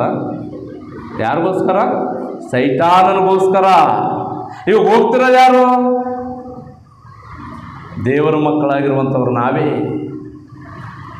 ಅದು ಅಸಲು ಆ ಪಾತಾಳ ಇರೋದೇ ಸೈತಾನನಿಗೋಸ್ಕರ. ಆದರೆ ಆ ಸೈತಾನನು ನಾನು ಹೋಗೋದಷ್ಟಲ್ಲ, ದೇವ ನಿನ್ನ ಮಕ್ಕಳಾಗಿರುವಂಥವ್ರು ಎಲ್ಲರನ್ನ ಭಕ್ತಿಹೀನರನ್ನಾಗಿ ಪಾಪಿಗಳನ್ನಾಗಿ ಮಾಡಿ ನನ್ನ ಸೈಡೆ ಎಳ್ಕೊಳ್ತೀನಿ ಅಂತೇಳಿ ಚಾಲೆಂಜ್ ಮಾಡಿ ಬಂದು ಪ್ರತಿಯೊಬ್ಬರನ್ನ ಆ ಸೈಡೆ ಅವನಿಗೆ ಗೊತ್ತಾಗದ. ಮೊನ್ನೆ ಕುಣಿಯಲ್ಲಿ ಬೆಂಕಿಯಲ್ಲಿ ಬಿದ್ದು ಈ ಉರಿಯಲ್ಲಿ ಅಮ್ಮೋ ಭೂಲೋಕದಲ್ಲಿ ಭಯಂಕರ ಉರಿತ್ತು, ಅದೇ ಉರಿ ದೊಡ್ಡದು ಅನ್ಕೊಂಡಿದ್ದೆ ದೇವ, ಇದೇನು ಪಾತಾಳದಲ್ಲಿ ಇಷ್ಟು ಉರಿ ಅಂತೇಳಿ ಹೇಗೆ ಕುಡಿತಿದ್ದಾನೋ ಅವನು. ನಿಜವಾಗ್ಲೂ ಪ್ರೇರೆ, ಪಾತಾಳದಲ್ಲಿ ಆತ್ಮ ಸಾಯೋದಿಲ್ಲ, ಬೆಂಕಿ ಆರೋದಿಲ್ಲ. ಅಂದರೆ ಆ ಬೆಂಕಿ ಬಾಯಿ ಒಳಗಡೆಯಿಂದ ತಪ್ಪಿಸಿಕೊಳ್ಳಬೇಕಂದ್ರೆ ಈ ಭೂಮಿ ಮೇಲೆ ನಾವೇನು ಮಾಡಬೇಕಂದ್ರೆ ಪ್ರೇರೆ, ದೇವರ ಆಜ್ಞೆಯನ್ನು ನೆರವೇರಿಸಬೇಕು. ಆ ಆಜ್ಞೆ ಏನಂದರೆ ಅದಕ್ಕೆ ದೇವರು ಮೌನವಾಗಿದ್ದಾನೆ ಪ್ರೇರೆ. ನನ್ನ ಕುರಿತು ಹೇಳ್ತಾರ, ನಾನು ಎಂಥವನಂತೇಳಿ ಹೇಳ್ತಾರ, ನಾನು ಎಂಥ ಕೆಲಸ ಮಾಡಿದ್ದೀನಿ, ನನ್ನ ಮಗನನ್ನು ಲೋಕಕ್ಕೆ ಕಳಿಸಿಕೊಟ್ಟು ಆ ವಿಷಯ ಸಹ ನನ್ನ ಮಕ್ಕಳು ತಿಳಿಪಡಿಸ್ತಾರ. ನನ್ನ ಮಗನ ಮುಖಾಂತರ, ಯೇಸು ಕ್ರಿಸ್ತನ ಮುಖಾಂತರವಾಗಿ ಅನೇಕರನ್ನ ಪರಿಶುದ್ಧರನ್ನಾಗಿ ಪವಿತ್ರರನ್ನಾಗಿ ನಿಲ್ಲಿಸಿ ಆತನ ಸನ್ನಿಧಾನದಲ್ಲಿ ನಿಲ್ಲಿಸಿ ಮರಣ ಹೊಂದಿದರೆ ನಾನು ಪರಲೋಕ ಕೊಡಬೇಕಂತೇಳಿ ನನ್ನ ಸಂಕಲ್ಪದ ಪ್ರಕಾರವಾಗಿ ಯೇಸು ಕ್ರಿಸ್ತನನ್ನು ಲೋಕಕ್ಕೆ ಕಳಿಸಿಕೊಟ್ಟಿದ್ದೀನಲ್ಲ. ಕಳಿಸಿಕೊಟ್ಟಿರುವುದರಿಂದ ಯೇಸು ಕ್ರಿಸ್ತನ ನಂಬಿಕೊಂಡಿರುವಂಥ ಪ್ರತಿ ಮನುಷ್ಯನಿಗೂ ದೀಕ್ಷಾಸ್ನಾನವನ್ನು ಮಾಡಿಸಿದ ನಂತರನೇ ಹೊಸ ಒಂದು ಜೀವಿತವನ್ನು ಕೊಟ್ಟಿದ್ದೀನಲ್ಲ. ಆ ಜೀವಿತದ ಮೂಲಕವಾಗಿ ನನ್ನನ್ನು ಮಹಿಮೆ ಪಡಿಸ್ತಾರ ಮಕ್ಕಳು, ನನ್ನ ಇಷ್ಟವನ್ನು ನೆರವೇರಿಸ್ತಾರ ಅಂತೇಳಿ ದೇವರ ಅನುಕಂಡನ ಪ್ರೇರೆ. ಆದರೆ ದೇವರ ಇಷ್ಟವನ್ನು ನೆರವೇರಿಸುವವರು ಯಾರೂ ಇಲ್ಲ. ಹೇಳಿ, ದೇವರು ಎಷ್ಟೋ ರೂಲ್ಸ್ ಗೊತ್ತಾ? ದೇವರು ಪರ್ಫೆಕ್ಟ್ ಆದಂಥ ರೂಲ್ಸ್ ಪ್ರೇರೆ. ಯೇಸು ಸ್ವಾಮಿ ದೇವರ ಅಲ್ಲ? ಹೇಳ್ರಿ, ದೇವ್ರ ತಾನೆ, ದೇವರ ಮಗನು ದೇವರೇ, ಕಿಂಗತ, ಯಾವ ಪಾಪ ಮಾಡಿಲ್ಲ. ನಿಜವಾಗ್ಲೂ ಪ್ರೇರೆ, ಸ್ವಲ್ಪ ಕಪಟ ಕೂಡ ಇಲ್ಲ. ಅಸಲು ಎನ್ನೆನ್ನೇನು ಕೇಳ್ಬೇಡ್ರಿ, ಮಗುಕ್ಕಿಂತ ಅಷ್ಟು ಮೃದುವಾದ ರೀತಿಯಲ್ಲಿ ಈ ಲೋಕದಲ್ಲಿ ಜೀವಿಸಿದ ಪ್ರೇರೆ ಯೇಸು ಸ್ವಾಮಿ ಅವರು. ಆ ಯೇಸು ಸ್ವಾಮಿಗೆ ದೀಕ್ಷಾಸ್ನಾನ ಅವಸರ? ಹೇಳ್ರಿ, ದೀಕ್ಷಾಸ್ನಾನ ಅವಸರ? ಆದರೂ ದೀಕ್ಷಾಸ್ನಾನ ಮಾಡಿಸ್ಕೊಂಡು ಯಾಕೆ ಹೇಳ್ರಿ? ಇಂದಿನಿಂದ ನಾನು ಹೊಸದಾಗಿ ಮಾಡಬೇಕು ಕೆಲಸ, ನನ್ನ ತಂದೆ ಕೆಲಸ. ಯಾವಾಗಾದರೂ ದೀಕ್ಷಾಸ್ನಾನವನ್ನು ತೆಗೆದುಕೊಂಡನು ಅಂದಿನಿಂದ ಒಂದು ನಿಮಿಷ ಏನಾದರೂ ಕುಂತ ಹಾಗೆ ಬೈಬಲಲ್ಲಿ ಬರೆಯಲ್ಪಟ್ಟಿಲ್ಲ. ಮತ್ತೇನು ಮಾಡೋಣಂತ? ಕೆಲಸ ಎಲ್ಲನೂ ಹೋಗಲಿ ಕೆಲಸ. ಈ ಶತ್ರುಗಳ ಮಧ್ಯದಲ್ಲಿ ಸಹ ಪ್ರೀತಿಯನ್ನೇ ಸಾರಬೇಕು, ವೈರಿಗಳ ಮಧ್ಯದಲ್ಲಿ ಸಹ ನಿಮ್ಮನ್ನು ಕ್ಷಮಿಸ್ಬೇಕಂತೇಳಿ ಹೇಳಬೇಕು. ಏನು? ಆತನನ್ನು ಹಿಂಸಿಸುವವ್ರಿಗೋಸ್ಕರ, ಆತನನ್ನು ಬಾಧಪಡಿಸುವವ್ರಿಗೋಸ್ಕರ, ಆತನಿಗೆ ವಿಚಿತ್ರವಾಗಿ ಸಾಯಿಸಬೇಕಂತೇಳಿ, ಕೊಲೆ ಮಾಡಬೇಕಂತೇಳಿ ನೋಡುವವರು ಮಧ್ಯದಲ್ಲಿ ಸಹ ಜೀವಿಸಿದರೆ ಈಗ ಅವರ ಮಧ್ಯದಲ್ಲೇ ಇದ್ದುಕೊಂಡಕ್ಕೆ ಆತನಿಗೆ ಏನು ಮಾಡಿದ ಪ್ರೇರೆ? ಯೇಸು ಕ್ರಿಸ್ತವರ ಈ ದೇವರು ಕುರಿತು ಬಿಟ್ಟರೆ ಮತ್ತೆ ಬೇರೆಯವ್ರ ಕುರಿತು ಯಾರು ಕುರಿತು ಹೇಳಿಲ್ಲ ಪ್ರೇರೆ. ಅಂತ ಯೇಸು ಕ್ರಿಸ್ತನನ್ನು ನಂಬಿಕೊಂಡಿರುವಂಥವ್ರು ನಾವುಗಳು ಇವತ್ತು ಯೇಸು ಕ್ರಿಸ್ತನನ್ನು ಕಲವರ ಶಿಲುವೆ ಮೇಲೆ ಹಾಕಿದರೆ ಆ ದೇವರು ಸಹ ಮೌನವಾಗಿದ್ದಾನೆ ಪ್ರೇರೆ. ಏನ್ರಿ, ನಮ್ಮ ಮಗಗೆ ಯಾರಾದರೂ ಒಂದು ಏಟು ಹೊಡೆದ್ರೆ ನಾವು ಸುಮ್ಮನೆ ಇರ್ತೇವೆ, ಹೊಡಿ ಅಂತ ಹೇಳ್ತೇವೆ? ಹೇಳ್ರಿ, ಆಲೋಚನೆ ಮಾಡಿರಿ. ನಮ್ಮ ಮಗಗೆ ರೀ ಯಾರಾದರೂ ನಮ್ಮ ಮನೆ ಪಕ್ಕದಲ್ಲಿ ಚಿಕ್ಕ ಮಕ್ಕಳಾಗಿರ್ಬೇಕು, ದೊಡ್ಡವರಾಗಿರ್ಬೋದು, ಒಂದೇಟು ಹೊಡೆದ್ರೆ ನಾವು ಸುಮ್ಮನೆ ಇರ್ತೇವೆ? ಸುಮ್ಮನೆ ಇರಲ್ಲ ಪ್ರೇರೆ. ಮತ್ತು ದೇವರು ಯೇಸು ಕ್ರಿಸ್ತಿಗೆ ಎಂತೆಂತ ಏಟು ಪ್ರೇರೆ. ನಮ್ಮ ಮಕ್ಕಳಿಗೆ ಕೈಯಿಂದ ಹಿಂಗಂದ್ರೆ ನಾವು ಸುಮ್ಮನೆ ಇರಲ್ಲ, ಗಲಾಟೆಗೆ ಹೋಗ್ಬಿಡ್ತೀವಿ. ಯೇಸು ಸ್ವಾಮಿಗೆ ಪರಲೋಕದಲ್ಲೇ ಇದ್ದಾನೆ ದೇವರು, ಅಲ್ಲಿಂದ ನೋಡ್ತಾನೇ ಇದ್ದಾನೆ ದೇವರು. ಯೇಸು ಸ್ವಾಮಿಗೆ ಒಂದೊಂದೇಟು ಬೀಳ್ತಿದ್ದರೆ ಯಾಕೆ ಪ್ರೇರಾಗಿರುವಂಥ ದೇವರ ಮಕ್ಕಳಿರ? ಯಾಕೆ ಮೌನವಾಗಿದ್ದಾನೆ ದೇವರು? ಅಂದರೆ ಯೇಸು ಕ್ರಿಸ್ತವ್ರ ಮೂಲಕವಾಗಿ ನಮ್ಮನ್ನು ನೆಲೆಸಿಕೊಂಡನ. ಯೇಸು ಕ್ರಿಸ್ತನ ಮುಖಾಂತರವಾಗಿ ನಮಗೆ ಪರಲೋಕ ಕೊಡ್ಬೇಕು ಅನ್ಕೊಂಡನ. ಯೇಸು ಕ್ರಿಸ್ತನ ಮುಖಾಂತರವಾಗಿ ನಾವು ಈ ಲೋಕದಲ್ಲಿ ಪವಿತ್ರರಾಗಿ ಜೀವಿಸಬೇಕು ಅನ್ಕೊಂಡನ. ಯೇಸು ಕ್ರಿಸ್ತನ ಮುಖಾಂತರವಾಗಿ ಯೇಸು ಕ್ರಿಸ್ತವರ ಮರಣ ಪುನರುತ್ಥಾನವನ್ನು ಸರ್ವ ಲೋಕಕ್ಕೆ ಪ್ರಕಟಿಸಿ ಜನಗಳಿಗೆ ತಿಳಿಪಡಿಸಿ, ಇನ್ನೂ ಆ ಜನಗಳು ಕೇಳಿದಂಥವ್ರು ಇನ್ನೊಬ್ಬರಿಗೆ ತಿಳಿಪಡಿಸ್ತಾರೆ ಅಂತೇಳಿ ಆಶೆ ಪಟ್ಟುಕೊಂಡನ. ಆತನ ಶಕ್ತಿ, ಆತನ ಸ್ವರೂಪ, ಆತನ ಒಂದು ಕಷ್ಟ, ಆತನ ಒಂದು ಬಾಧೆ, ಆತನ ಒಂದು ಕೋಪ, ಆತನಲ್ಲಿರುವಂಥ ಮನಸ್ತತ್ವವನ್ನು ಕುರಿತು ನನ್ನ ಮಕ್ಕಳು ಇವರೇ ಲೋಕಕ್ಕೆ ತಿಳಿಪಡಿಸ್ತಾರೆ ಅಂತೇಳಿ ಆಶೆಯಿಂದ ಇದನ್ನು ಪ್ರೇರೆ. ಇವತ್ತು ಆ ಕೆಲಸ ಮಾಡದೆ ಪ್ರಾರ್ಥನೆ ಮಾಡಿಕೊಂಡು ಕುಂತರೆ ದೇವರು ಮೆಚ್ಕೊಳ್ತಾನ? ಮೆಚ್ಚಲ. ಪ್ರೇರ ಇರುವಂಥ ದೇವ್ರ ಮಕ್ಕಳಿಗೆ ಮೆಚ್ಚಲ.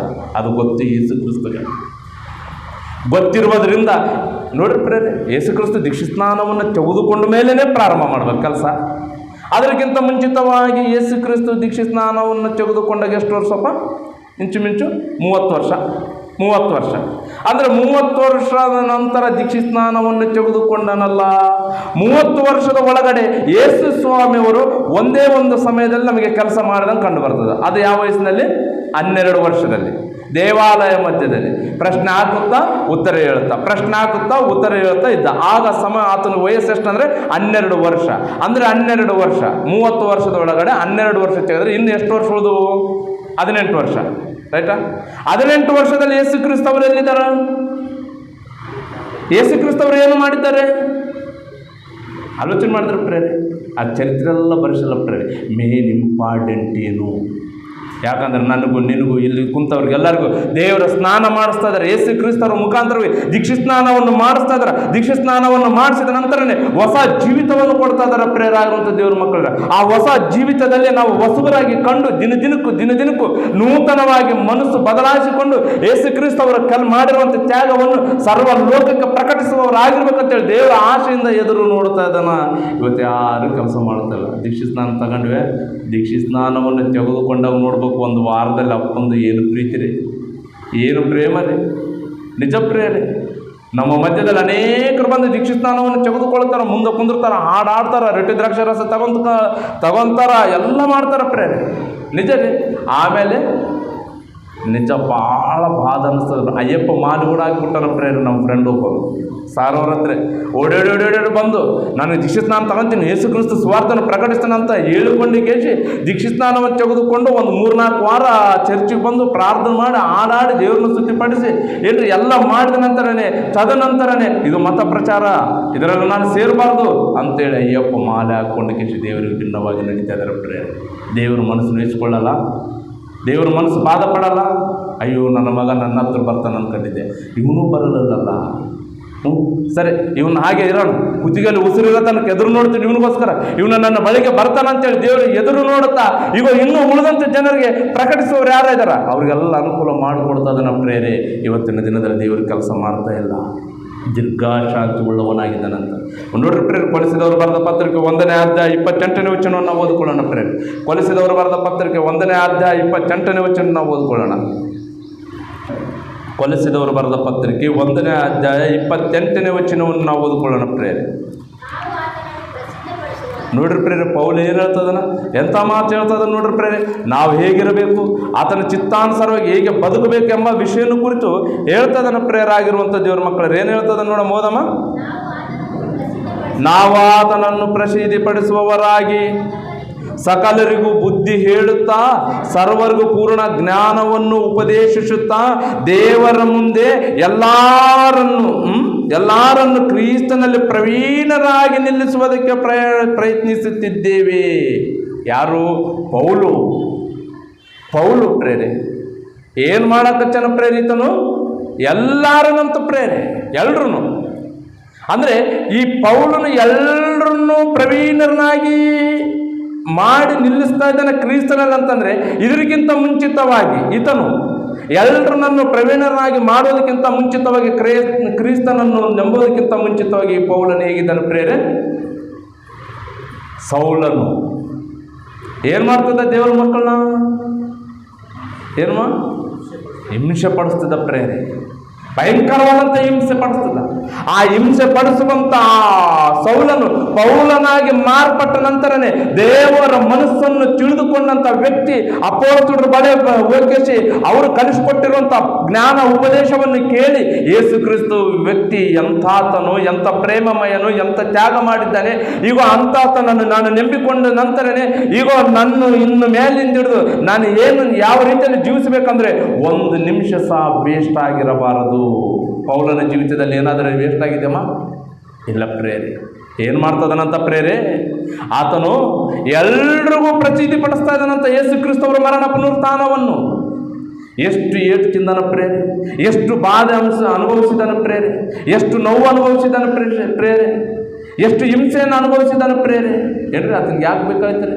ಸೌಲನು ಆತನಿಗೇನಾದರೂ ಕಮ್ಮಿ ಆಗುತ್ತಾ? ಮದುವೆ ಮಾಡಿಕೊಂಡು ಕುಟುಂಬ ಜೊತೆ ಮಕ್ಕಳ ಜೊತೆ ಹ್ಯಾಪಿಯಾಗಿ ಜೀವನ ಕಳಿಬೇಕಾಗಿತ್ತಲ್ಲ ಪ್ರೇರಿ ಈ ಲೋಕದಲ್ಲಿ. ಆತನು ಯಾಕೆ ಕಳಿಲಿಲ್ಲ? ಯಾಕೆ ಆಸ್ತಿ ಮಾಡಲಿಲ್ಲ ಆತ? ಯಾಕೆ ಐಶ್ವರ್ಯನ ಮಾಡಲಿಲ್ಲ ಪ್ರೇರಿ? ಪೌಲನ್ ಒಂದು ಸಾರಿ ಬಾಯಿ ತೆರೆದು ಅಮೌಂಟ್ ಕೇಳಿದ್ರೆ 14 ಸಂಘದವರು ಅವತ್ತಿನ ದಿನದಲ್ಲಿ ಅವ್ರ ಹತ್ರ ಅಮೌಂಟ್ ಇಲ್ಲ, ಬಂಗಾರಗಳಿದಾವ, ನಾಣ್ಯಗಳಿದಾವ ಏನ್ರಿ. ಅವರು ಒಂದು ವೇಳೆ ಒಂದೊಂದು ನಾಣ್ಯವನ್ನು ಕೊಟ್ಟರೆ ಅದನ್ನು ಸಂಪಾದನೆ ಮಾಡಿಕೊಂಡು ಆರಾಮಾಗಿ ಮಹಾರಾಜನಾಗಿ ಮೆರಬೇಕಾಗಿತ್ತು ಪೌಲನು ಏನ್ರಿ. ಆದರೆ ಯಾವ ದುಡ್ಡಿಗೂ ಆಶೆ ಪಡದೆ, ಯಾವ ಪೈಸಕ್ಕಾಗಿ ಆಶೆ ಪಡದೆ, ಎಲ್ಲವೂ ನನ್ನ ಒಂದು ಕೂದಲಕ್ಕೆ ಸಮಾನವೆಂದು ತಿಳಿದುಕೊಂಡು ಯೇಸು ಕ್ರಿಸ್ತವರು ಪ್ರೇಮಾಮಯನು ನಮಗೋಸ್ಕರ ಕಲ್ವರಿ ಶಿಲುವೆ ಮೇಲೆ ಪ್ರಾಣ ತ್ಯಾಗ ಮಾಡಿದ್ದಾನೆ, ನನ್ನನ್ನು ಪರಿಶುದ್ಧನಾಗಿ ನಿಲ್ಲಿಸಿದನಲ್ಲ, ನಾನು ಅನ್ನನೆಯನ ಬಳಿಯಲ್ಲಿ ದೀಕ್ಷಾಸ್ನಾನವನ್ನು ತೆಗೆದುಕೊಂಡಿದ್ದೇನಲ್ಲ, 3 ದಿನ ಕಣ್ಣು ಕಾಣದೆ ಕುರುಡನಾಗಿದ್ದೀನಲ್ಲ, ನಾನು ಬೀಳುವುದಕ್ಕಿಂತ ಮುಂಚಿತರು ಒಂದು ವಿಧವಾದ ರೀತಿಯಲ್ಲಿದ್ದೆ, ಬಿದ್ದ ನಂತರನೇ ಈಗೊಂದು ಲೆಕ್ಕ ಹೊಸ ಜೀವಿತದಲ್ಲಿ ನಾನು ಬದುಕಬೇಕಂದ್ರೆ ದೇವರು ಕೊಟ್ಟಿರುವಂತಹ ಆ ಕಾಲದಲ್ಲಿ ದೇವರನ್ನ ನಾನು ಯಾವಾಗಲೂ ಸಂತೋಷ ಪಡಿಸುವವನಾಗಿರಬೇಕು, ಬಾಧಪಡಿಸುವವನಾಗಿರಬಾರ್ದು.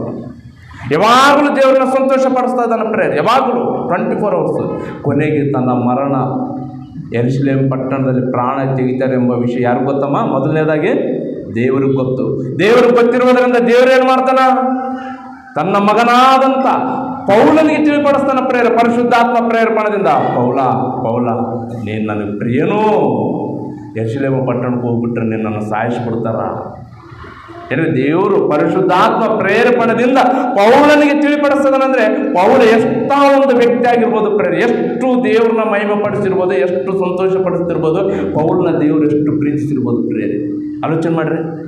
ಏನಮ್ಮ, ಒಂದು ಟೈಮ್ನಲ್ಲಿ, ಒಂದು ಕಾಲದಲ್ಲಿ ಪೌಲನು ಜೀವಿಸುವಂಥ ದಿನಗಳಲ್ಲಿ ಯೇಸು ಕ್ರಿಸ್ತನನ್ನು ಅರಿಯೋದಕ್ಕಿಂತ ಮುಂಚಿತವಾಗಿ ಆತನು ಹೇಗಿದ್ದನಂದ್ರೆ ಪ್ರತಿ ಕ್ರೈಸ್ತವನು ಎಲ್ಲಿ ಕಾಣ್ತಾನಂದ್ರೆ ಪ್ರಾಣ ತೆಗೆದಿದ್ದ ಪ್ರೇರೆ. ಸ್ತ್ರೀ ಆಗಿರ್ಬೋದು, ಚಿಕ್ಕ ಮಗ ಆಗಿರ್ಬೋದು, ವೃದ್ಧಾಪದಲ್ಲಿರುವಂಥ ವ್ಯಕ್ತಿ ಆಗಿರ್ಬೋದು, ಯೌವನಸ್ಥನಾಗಿರ್ಬೋದು, ಯಾರಾಗಿರ್ಬೋದು ಪ್ರೇರೆ, ಅವರ ಪ್ರಾಣಗಳು ರುಂಡಗಳನ್ನು ಚಂಡಾಡ್ತಿದ್ದ ಪ್ರೇರಾಗಿರುವಂಥ ದೇವ್ರ ಮಕ್ಕಳಿರೋ ಪೌಲನು. ಆದರೆ ಕೊನೆ ಗಳಿಗೆಯಲ್ಲಿ ದೇವ್ರನ್ನ ಯಾವ ರೀತಿ ವಶೀಕರಣ ಮಾಡ್ಕೊಂಡು ಬಿಟ್ಟನಂದ್ರೆ ಪ್ರೇರೆ, ಪೌಲನ ಎಷ್ಟು ಪ್ರೀತಿಸಿಬಿಟ್ಟನಂದ್ರೆ ಪ್ರೇರಾಗಿರುವಂಥ ದೇವ್ರ ಮಕ್ಕಳ ತುಂಬ ಅದ್ಭುತವಾದ ರೀತಿಯಲ್ಲಿ ಪ್ರೀತಿಸನ ಪ್ರೇರೆ. ದೇವರು ನಿಜವಾಗ್ಲೂ ವರ್ಣಿಸಲು ಸಾಲದು. ಪೌಲನ ಯಾವ ವಿಧದಲ್ಲಿ ಪ್ರೀತಿಸನಂದ್ರೆ ಪ್ರೇರೆ, ಸಮುದ್ರದಲ್ಲಿ 3 ದಿನಗಳು ಹಗಲು ರಾತ್ರಿ ಎಲ್ಲಿದೆ ನಮ್ಮ ಸಮುದ್ರದಲ್ಲಿ ಪ್ರಯಾಣ ಮಾಡ್ತಾ ಅದನ್ನ ಪ್ರೇರೆ. ಆ ಸಮುದ್ರದಲ್ಲಿ ಯಾವ ಕೀಡು ಆಗದಂತೆ ದೇವರು ಕಾಪಾಡಿದ್ದಾನೆ. ಸಮುದ್ರದ ಹೊರಗಡೆ ಬಂದ್ರೆ ಹಾವು ಕಚ್ಚುತ್ತದ ಪ್ರೇರೆ, ವಿಷಭರಿತವಾದಂಥ ಹಾವು ಕಚ್ಚಿದರೆ ಆ ವಿಷ ಸಹ ದೇಹದಲ್ಲಿ ಹೋಗದಂತೆ ಕಾಪಾಡಿದಂಥ ದೇವರು ಪ್ರೇರೆ. ಆತನ ಕೆಲಸ ಮಾಡ್ತಾ, ಆತನ ಸೇವೆ ಮಾಡ್ತಾ, ಆತನ ಇಷ್ಟವನ್ನು ನೆರವೇರಿಸ್ತದನ್ನ ಪ್ರೇರೆ. ಆತನು ಒಂದೇ ಒಂದು ಉದ್ದೇಶ ಪ್ರೇರೆ, ಅನೇಕರನ್ನ ಪ್ರವೀಣರನ್ನಾಗಿ ನಿಲ್ಲಿಸಬೇಕು, ಅನೇಕರನ್ನ ಭಕ್ತರನ್ನಾಗಿ ನಿಲ್ಲಿಸಬೇಕು, ಅನೇಕರನ್ನ ಮನಸ್ಸು ಬದಲಾವಣೆ ಮಾಡಿ ದೇವರ ಮಾರ್ಗದಲ್ಲಿ ನಡೆಸಬೇಕಂತೇಳಿ ಆಲೋಚನೆ ಮಾಡಿಕೊಂಡು ತನ್ನ ಪ್ರಾಣವನ್ನು ಸಹ ಲೆಕ್ಕಿಸದೆ ದೇವರ ಸೇವೆಯಲ್ಲಿ ಮುಂದೆ ಹೋಗಿರುವಂಥ ಪೌಲನ ಪ್ರೇರೆ. ಯೆರೂಸಲೇಮ್ ಪಟ್ಟಣಕ್ಕೆ ಹೋದರೆ ಪೌಲ ನಿನಗೆ ಮರಣ ಬರ್ತದ ಹೇಳ್ರಿ ಪ್ರೇರೆ. ತನ್ನ ಭಕ್ತರನ್ನು ತನ್ನ ಕಣ್ಣು ಮುಂದೆ ಸಾಯಿಸಿದರೆ ದೇವರು ಸಹಿಸಿಕೊಳ್ಳಲ್ಲ ಪ್ರೇರೆ. ಯಾಕೆ ಯೇಸು ಕ್ರಿಸ್ತನ ಒಂದು ಮರಣದಲ್ಲಿ ಮೌನವಾಗಿದ್ದಾನಂದರೆ ಅದು ನಿನ್ನ ನನ್ನ ನಮ್ಮೆಲ್ಲರಿಗೋಸ್ಕರ ಪ್ರೇರೆ. ಮರಣ ಮೌನವಾಗಿದ್ದಾನೆ ಪ್ರೇರೆ. ದೇವರು ಒಂದು ಸತಿ ಕಣ್ಣು ಕೆಂಪು ಮಾಡಿದ್ರೆ ತುಕ್ಕುಳೆದ್ದೋಗ್ಬಿಡ್ತಾರೆ ಪ್ರೇರೆ. ಆದ್ರೂ ಯೇಸು ಕ್ರಿಸ್ತವ್ರು ಮರಣಿದ ದಿನ ಏನಾಯ್ತು ಪ್ರೇರೆ? ಭೂಕಂಪ ಅಂತ ಇಲ್ಲ. ಸಮಾಧಿ ಒಳಗಡೆ ಇರುವವರು ಎಷ್ಟು ಜನರಿದ್ರು? ತುಂಬ ಅದ್ಭುತವಾದಂಥ ಕಾರ್ಯ. ಯಾಕಂತಂದ್ರೆ ಪ್ರೇರೆ, ಆ ದೇವರು ಮೌನವಾಗಿದ್ದಾನಂದ್ರೆ ಕಾರಣ ಒಬ್ಬರು ನಾಶವಾಗಬಾರ್ದು, ಎಲ್ಲರೂ ನನ್ನ ಬಳಿಗೆ ಬರಬೇಕು.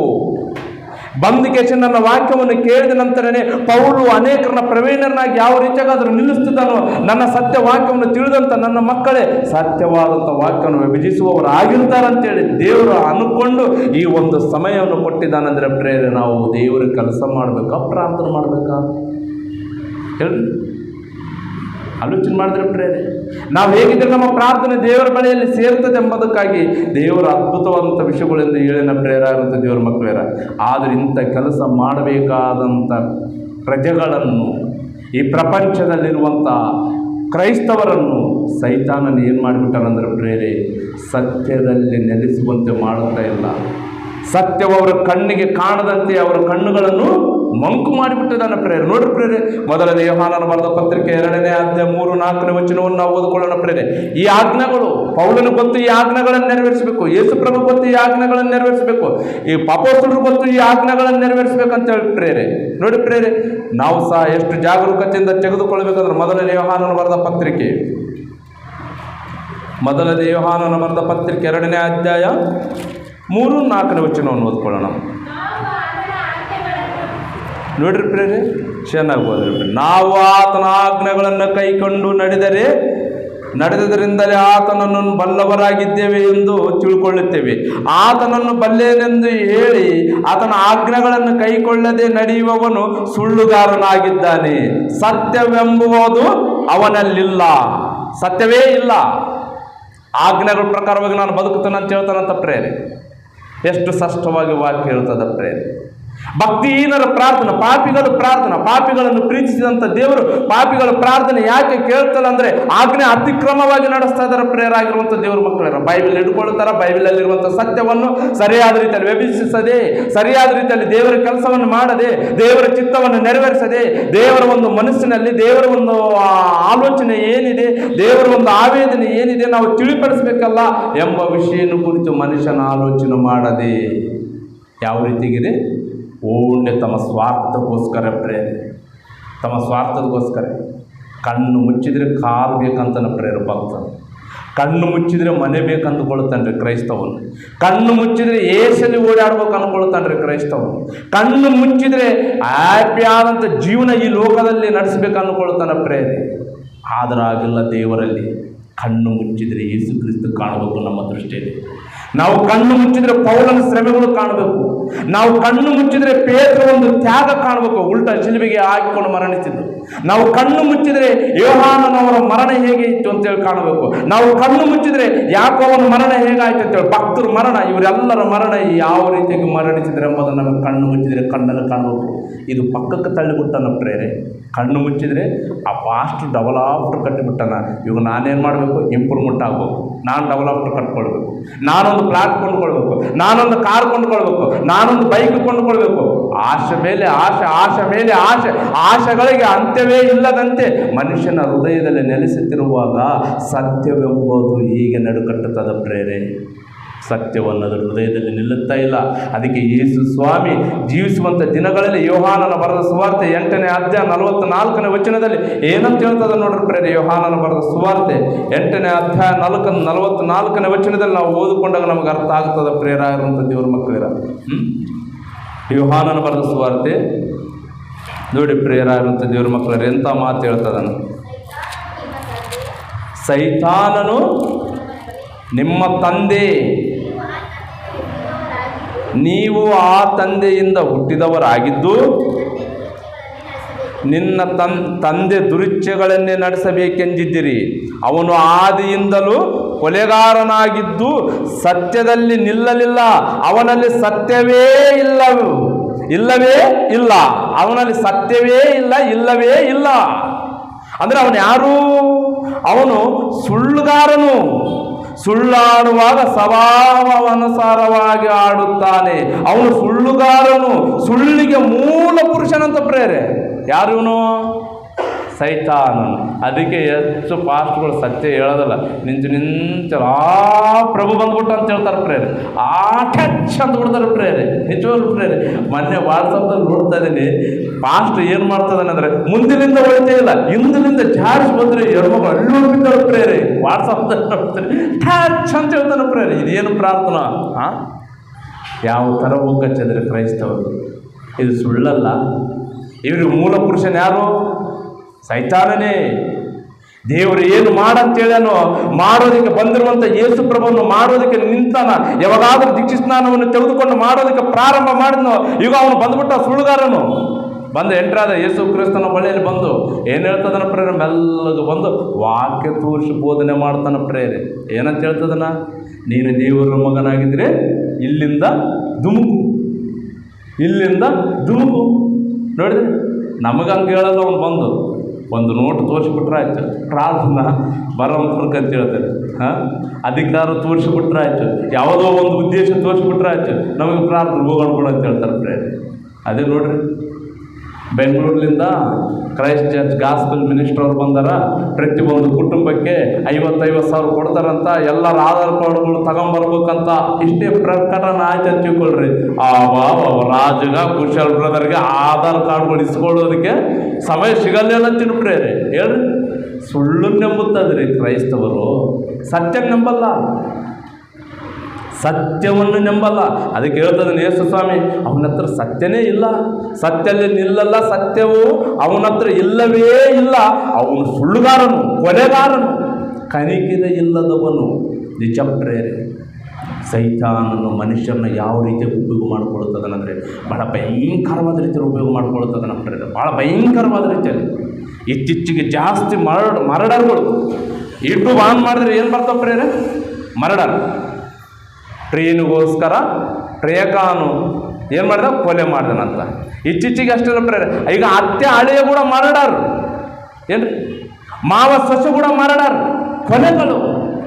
ಈ ಥರ ಭಯಂಕರವಾಗಿ ತಯಾರಾಗೋದಕ್ಕೆ ಕಾರಣ ಏನಂದ ಪ್ರೇರೆ? ಸತ್ಯ ಹೋಗುತ್ತಾ ಇಲ್ಲ. ಇದೇ ದೇವರು ಬಾಧೆ, ಇದೇ ದೇವರು ಮನಸ್ಸಿನಲ್ಲಿ ನೊಂದುಕೊಳ್ಳುತ್ತಾ ನನ್ನ ಮಕ್ಕಳು ಈ ಥರ ಭಯಂಕರವಾಗಿ ಮರಣಿಸಿ ಹೋಗುತ್ತಾ ಇದ್ದಾರೆ. ಅಂದರೆ 400 ಕೋಟಿ ಪ್ರಜೆಗಳಲ್ಲಿ ಬೈಬಲ್ ಇದೆ, ಸತ್ಯನ ಯಾಕೆ ಓದ್ತಾ ಇಲ್ಲ? ಸತ್ಯಕ್ಕೆ ಯಾಕೆ ಒಳಗಾಗುತ್ತಾ ಇಲ್ಲ? ಸತ್ಯನ ಯಾಕೆ ಅರ್ಥ ಮಾಡಿಕೊಳ್ಳಲ್ಲ?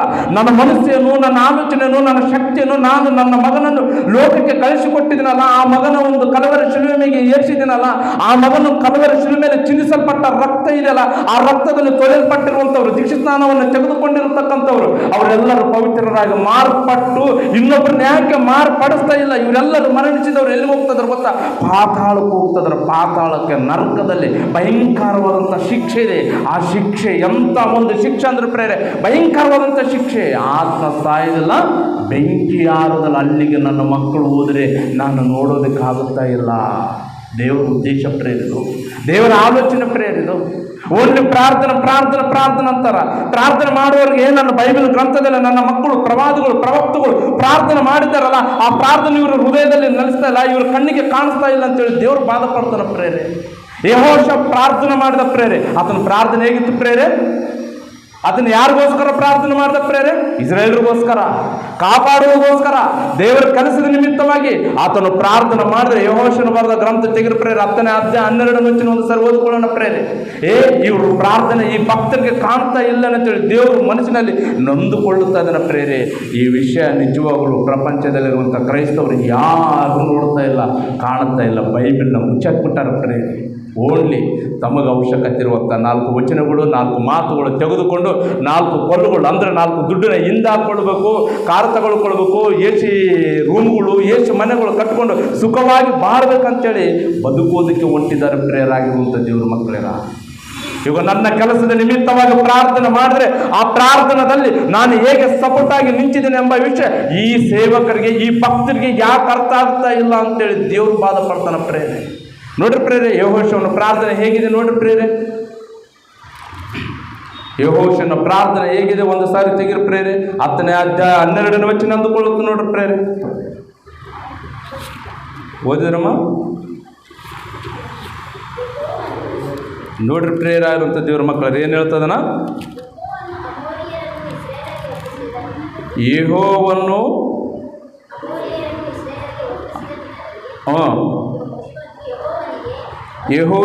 ಯೆಹೋವನಿಗೆ ಒಂದು ವಿಜ್ಞಾಪನೆ ಪ್ರಾರ್ಥನೆ ಹೇಳ್ಕೊಳ್ತದನ.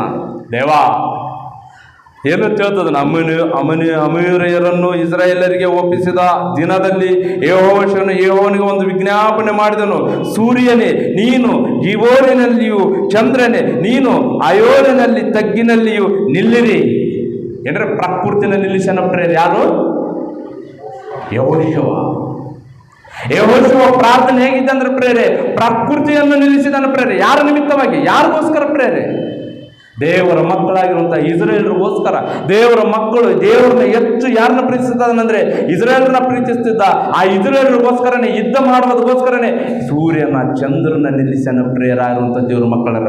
ಇಡೀ ಬೈಬಲಲ್ಲಿ ಆದಿಕಾಂಡದಿಂದ ಹಿಡಿದು ಪ್ರಕಟಣ ಗ್ರಂಥದವರೆಗೂ ಓದಿದ್ರೆ ಪ್ರಕೃತಿಯನ್ನು ನಿಲ್ಲಿಸಿದಂಥ ವ್ಯಕ್ತಿ ಯಾರಂದ್ರೆ ಪ್ರೇರೆ? ಯೆಹೋಶುವ ಕಂಡು ಬರ್ತಾನ ಪ್ರೇರೆ.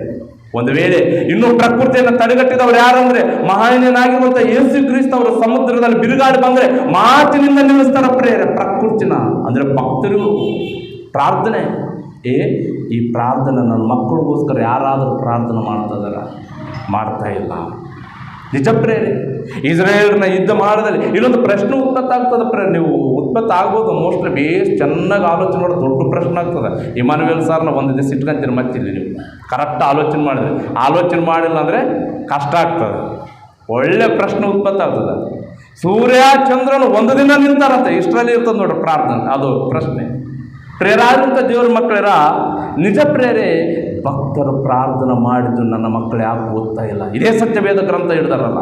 ಮೋಶೆಗೆ ಕೊಡಲ್ಪಟ್ಟಂಥ ಧರ್ಮಶಾಸ್ತ್ರವನ್ನು ಹಿಡಿದುಕೊಂಡಿಗೆ ಅಮಾಯಕರಾಗಿರುವಂಥ ಪ್ರಜೆಗಳನ್ನು ಮೋಸ ಮಾಡಿ ನನ್ನ ಕಡೆಗೆ ತಿರುಗಿಸಬೇಕಾದಂಥ ಈ ಜನರು ತಮ್ಮ ಒಂದು ಶಾರೀರ ಸುಖಕ್ಕಾಗಿ ತಿರುಗಿಸಿಕೊಂಡು ಇಲ್ಲದ ಸಲ್ಲದ ಆಜ್ಞೆಗಳನ್ನು ಸಲ್ಲಿಸಿ ಅಮಾಯಕರಾಗಿರುವಂಥ ಪ್ರಜೆಗಳನ್ನು ಪಾತಾಳಕ್ಕೆ ಕಳಿಸ್ತದಾರ ಅಂತೇಳಿ ದೇವರು ಪಾದ ಪಡ್ತದಾರ ಪ್ರೇರೆ.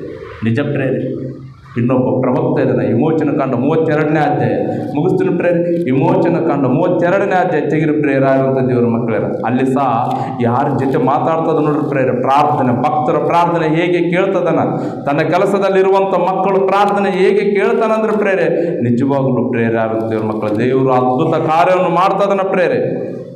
ಏನ್ರಿ ಒಂದ್ಸತಿ 32ನೇ ಅಧ್ಯಾಯ 10, 11ನೇ ವಚನವನ್ನು ಓದ್ಕೊಳ್ಳೋಣ ಪ್ರೇರೆ.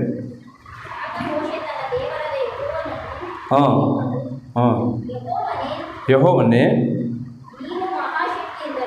ನೀನು ಮಹಾಶಕ್ತಿಯಿಂದಲೂ ಭುಜಬಲದಿಂದಲೂ ಐಗುಪ್ತ ದೇಶದಿಂದ ಬಿಡಿಸಿದ ನಿನ್ನ ಪ್ರಜೆಗಳ ಮೇಲೆಯೂ ನೋಡ್ರಿ ಪ್ರೇರ 10ನೇ ವಚನದಿಂದ ಓದ್ತೇನೆ ನೋಡ್ರಿ ಪ್ರೇರಾರಂತೇವ್ರ ಮಕ್ಕಳರ. ಆದ ಕಾರಣ ನೀನು ನನ್ನನ್ನು ತಡೆಯಬೇಡ. ಯಾರು ಹೇಳ್ತಾರೆ ಈ ಮಾತು? ದೇವ್ರು ಹೇಳ್ತದನ್ನ. ಯಾರಿಗೆ? ಮೋಶೆಗೆ. ನೀನು ನನ್ನ ತಡೆಯಬೇಡ ಅಂತ ಹೇಳ್ತದನ ಪ್ರೇರೆ. ನೀನು ತಡಿಬೇಡ ಮೋಶೆ ನೀನು ತಡಿಬೇಡ. ಏನ್ರಿ ಮೋಶೆಗೆ ತಡಿಬೇಡ ಅಂತ ಹೇಳ್ತದನ. ನಿಜವಾಗ್ಲೂ ಪ್ರೇರೆ ತನ್ನ ಮಕ್ಕಳಿಗೆ ಎಷ್ಟು ಪ್ರೀತಿಸ್ತಾನಂದರೆ ಇಲ್ಲೊಂದು ಪಾಯಿಂಟ್ ಬರ್ತಾನೆ. ಏನ್ರಿ ಮೋಶೆ ಸಹ ನಮ್ಮಾಗೆ ಮಾನವ ಆಕಾರವನ್ನು ಧರಿಸಿಕೊಂಡು ಈ ಲೋಕದಲ್ಲಿ ಜೀವಿಸಿದಂಥ ವ್ಯಕ್ತಿ ಏನಲ್ಲ ಹೇಳು. ಹೌದು ತಾನೆ? ಹಾಗಾದರೆ ಮೋಶನ ಎಷ್ಟು ಪ್ರೀತಿಸೋನು ಅದಕ್ಕಿಂತ ಹೆಚ್ಚು ನಮ್ಮನ್ನು ಪ್ರೀತಿಸ್ತಾ ಇದ್ದಾನೆ ಪ್ರೇರೆ. ಇವತ್ತು ನಮಗೆ ಅರ್ಥ ಆಗ್ತಾ ಇಲ್ಲ. ನಿಜ ಏನ್ರಿ ಮುಂದೆ ನಡೆಯುವಂಥ ಘಟನೆ ದೇವರು ಗೊತ್ತಿಲ್ಲ ಅಂತೀರ? ಗೊತ್ತೈತೆ? ಗೊತ್ತೈತೆ. ಗೊತ್ತಿದ್ದರೂ ಸಹ ಮೋಶನ ಮುಖಾಂತರ ಮೋಶನ ಕೂಡ ಮಾತು ಹೇಳಿಸ್ಕೊಳ್ಳುವಂಥ ಅವಶ್ಯಕತೆ ಇದೆ ದೇವರಿಗೆ. ಹೇಳ್ರಿ ಮೋಶೆ ಕೂಡ ಮಾತು ಹೇಳಿಸಿಕೊಳ್ಳುವಂಥ ಅವಶ್ಯಕತೆ ಇದೆನಾ? ಇಲ್ಲ. ಮತ್ತೆ ಮೋಶೆ ಜೊತೆ ಮಾತಾಡ್ತದನ ಪ್ರೇರೆ ನೋಡ್ರಿ. ಅದಲ್ಲದೆ ಯೆಹೋವನು ಮೋಶೆಗೆ ಈ ಜನರ ಸ್ವಭಾವವನ್ನು ನಾನು ನೋಡಿದ್ದೇನೆ, ಇವರು ನನ್ನ ಆಜ್ಞೆಗೆ ಬಗ್ಗದವರಾಗಿದ್ದಾರೆ. ಆದ ಕಾರಣ ನೀನು ನನ್ನನ್ನು ತಡೆಯಬೇಡ ಮೋಶೆ. ನನ್ನ ಕೋಪಾಗ್ನಿ ಉರಿಯಲ್ಲಿ ಅವರನ್ನು ಭಸ್ಮ ಮಾಡುವೇನು. ತರುವಾಯ ನಿನ್ನಿಂದಲೇ ಬೇರೆ ಒಂದು ದೊಡ್ಡ ಜನಾಂಗ ಉಂಟಾಗುವಂತೆ ಮಾಡುವೇನು ಎಂದು ಹೇಳಿದನು. ದೇವರು ಹೇಳಕಚ್ಚನ ಮೋಶೆಯೇ ನನ್ನನ್ನು ತಡಿಬೇಡ, ನನ್ನ ಆಜ್ಞೆಗಳಿಗೆ ಬಗ್ಗದವರಾಗಿದ್ದಾರೆ, ನನಗೆ ವ್ಯತಿರೇಕವಾಗಿ ಬದುಕ್ತಾ ಇದ್ದಾರೆ. ಏನ್ರಿ ಮೋಶೆಗೆ ಯಾವಾಗ ಹೆಂಗೆ ನಡೆದದು ಈ ಕಾರ್ಯಕ್ರಮ ನೋಡಿದ್ರೆ, ಮೋಶೆ 10 ಆಜ್ಞೆಗಳನ್ನು ತರುವುದಕ್ಕೆ ಸಿನೆಯ ಬೆಟ್ಟದ ಮೇಲೆ ಹೋದ ನಂತರನೇ ಈ ಭೂಮಿ ಅಲ್ಲಿ ಆ ದಿನಗಳಲ್ಲಿ ಅಲ್ಲಿ ಕೆಳಗಡಿರುವಂಥ ಜನರು ಏನಂತ ಆಲೋಚನೆ ಮಾಡಿದ್ರು? ಮೋಶೆ ಏನಾಗುವುದನೋ ಬರ್ತಾನ ಇಲ್ಲೋ ಅಂದುಕೊಂಡು ದೇವರಿಗೆ ವ್ಯತಿರೇಕವಾದಂಥ ವಿಗ್ರಹವನ್ನು ಮಾಡಿಕೊಂಡು ಆರಾಧನೆ ಮಾಡೋದಕ್ಕೆ ಪ್ರಾರಂಭ ಮಾಡಿಬಿಟ್ರೆ ಆಗ ದೇವರು ನೋಡುತ್ತಾರೆ. ಇದಷ್ಟಲ್ಲ, ಅನೇಕ ವಿಧವಾದ ರೀತಿಯಲ್ಲಿ ದೇವರು ಮನಸ್ಸನ್ನು ನೋಯಿಸಿದಂಥವರು. ಅದಕ್ಕೆ ದೇವರಿಗೆ ಬಹಳ ಕೋಪ ಬಂದು, ಇವರು ನನ್ನ ಆಜ್ಞೆಗಳಿಗೆ ಬಗ್ಗದವರಾಗಿದ್ದಾರೆ, ನಾನೇನು ಆಜ್ಞಾಪಿಸಿದ್ದೀನೋ ಅದನ್ನೇ ಮಾಡಬೇಕು, ಅದನ್ನು ಬಿಟ್ಟು ಬರೇ ಬೇರೆ ಇಲ್ಲದ ಸಲ್ಲದ ಕೆಲಸ ಮಾಡ್ತಾನಂದ್ರೆ ನಾನು ಸುಮ್ಮನೆ ಇರಲ್ಲ ಮೋಶೆ, ನನ್ನನ್ನು ತಡಿಬೇಡ ಅಂತ ಹೇಳ್ತದನ ಪ್ರೇರೆ. ಅವಾಗ ಮೋಶೆ ಹೇಳ್ತದನ ಪ್ರೇರೆ ಅಂದರೆ ಒಬ್ಬ ತಂದೆ ಮಗ ಕೋಪದಲ್ಲಿದ್ದಾಗ ಹೇಗೆ ಮಾತಾಡಬಲ್ಲರು, ಪ್ರೀತಿಯಲ್ಲಿದ್ದಾಗ ಹೇಗೆ ಮಾತಾಡಬಲ್ಲರು. ಮೋಶನ ದೇವ್ರನ್ನ ನೋಡಿದರೆ ಭಾಳ ತುಂಬ ಅದ್ಭುತವಾದ ರೀತಿಯಲ್ಲಿ ಕಾಣ್ತದೆ ಪ್ರೇರೆ, ನಿಜ ಪ್ರೇರೆ. ವಿಮೋಚನ ಕಾಂಡ ನಾನು ಹೇಳ್ತಲ್ಲ ಪ್ರೇರೆ, ಶಾರ್ಟ್ ಕಟ್ ಹೇಳ್ತೇನೆ.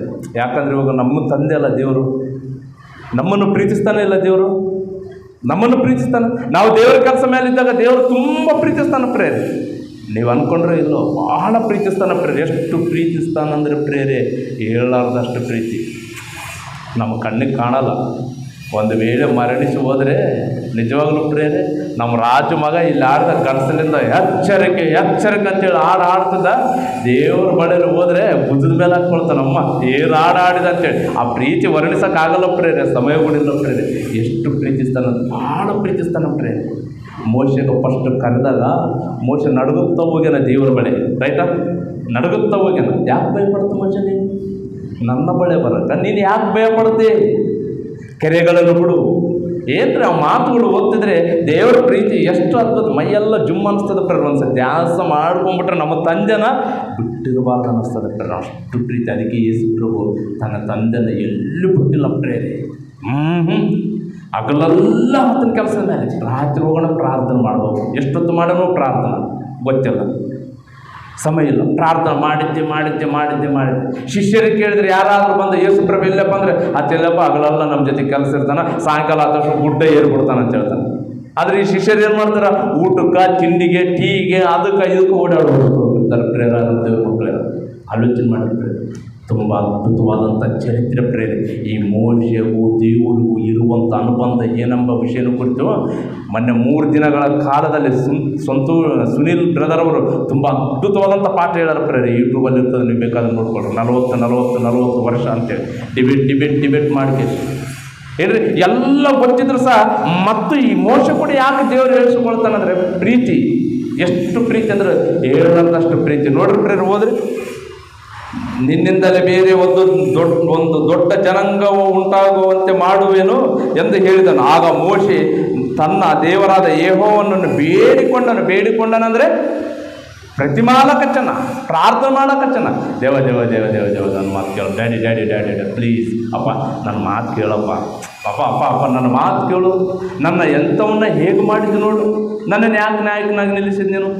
ಆ ಒಂದು ಭಾವನೆಗಳು, ಆ ಮಾತುಗಳು, ಅದರಲ್ಲಿರುವಂಥ ರುಚಿಕಾರವಾದಂಥ ಅದರಲ್ಲಿರುವಂಥ ಸಾರಾಂಶವನ್ನು ಅರ್ಥ ಮಾಡ್ಕೊಳ್ತಾ ಬಂದರೆ ನಿಜವಾಗ್ಲೂ ಪ್ರೇರೆ ತುಂಬ ಅದ್ಭುತವಾಗಿದೆ. ಬೇಡಿಕೊಂಡನಂತ ತನ್ನ ತಂದೆನ, ಡ್ಯಾಡಿ ಪ್ಲೀಸ್, ಡ್ಯಾಡಿ ಒಂದು ಸಾರಿ ನೀನು ಆ ಜನರನ್ನು ನಾಶ ಮಾಡಿದರೆ ನಿನಗೆ ಎಂಥ ಹೆಸರು ಬರ್ತದೆ, ನೀನು ಆಲೋಚನೆ ಮಾಡು.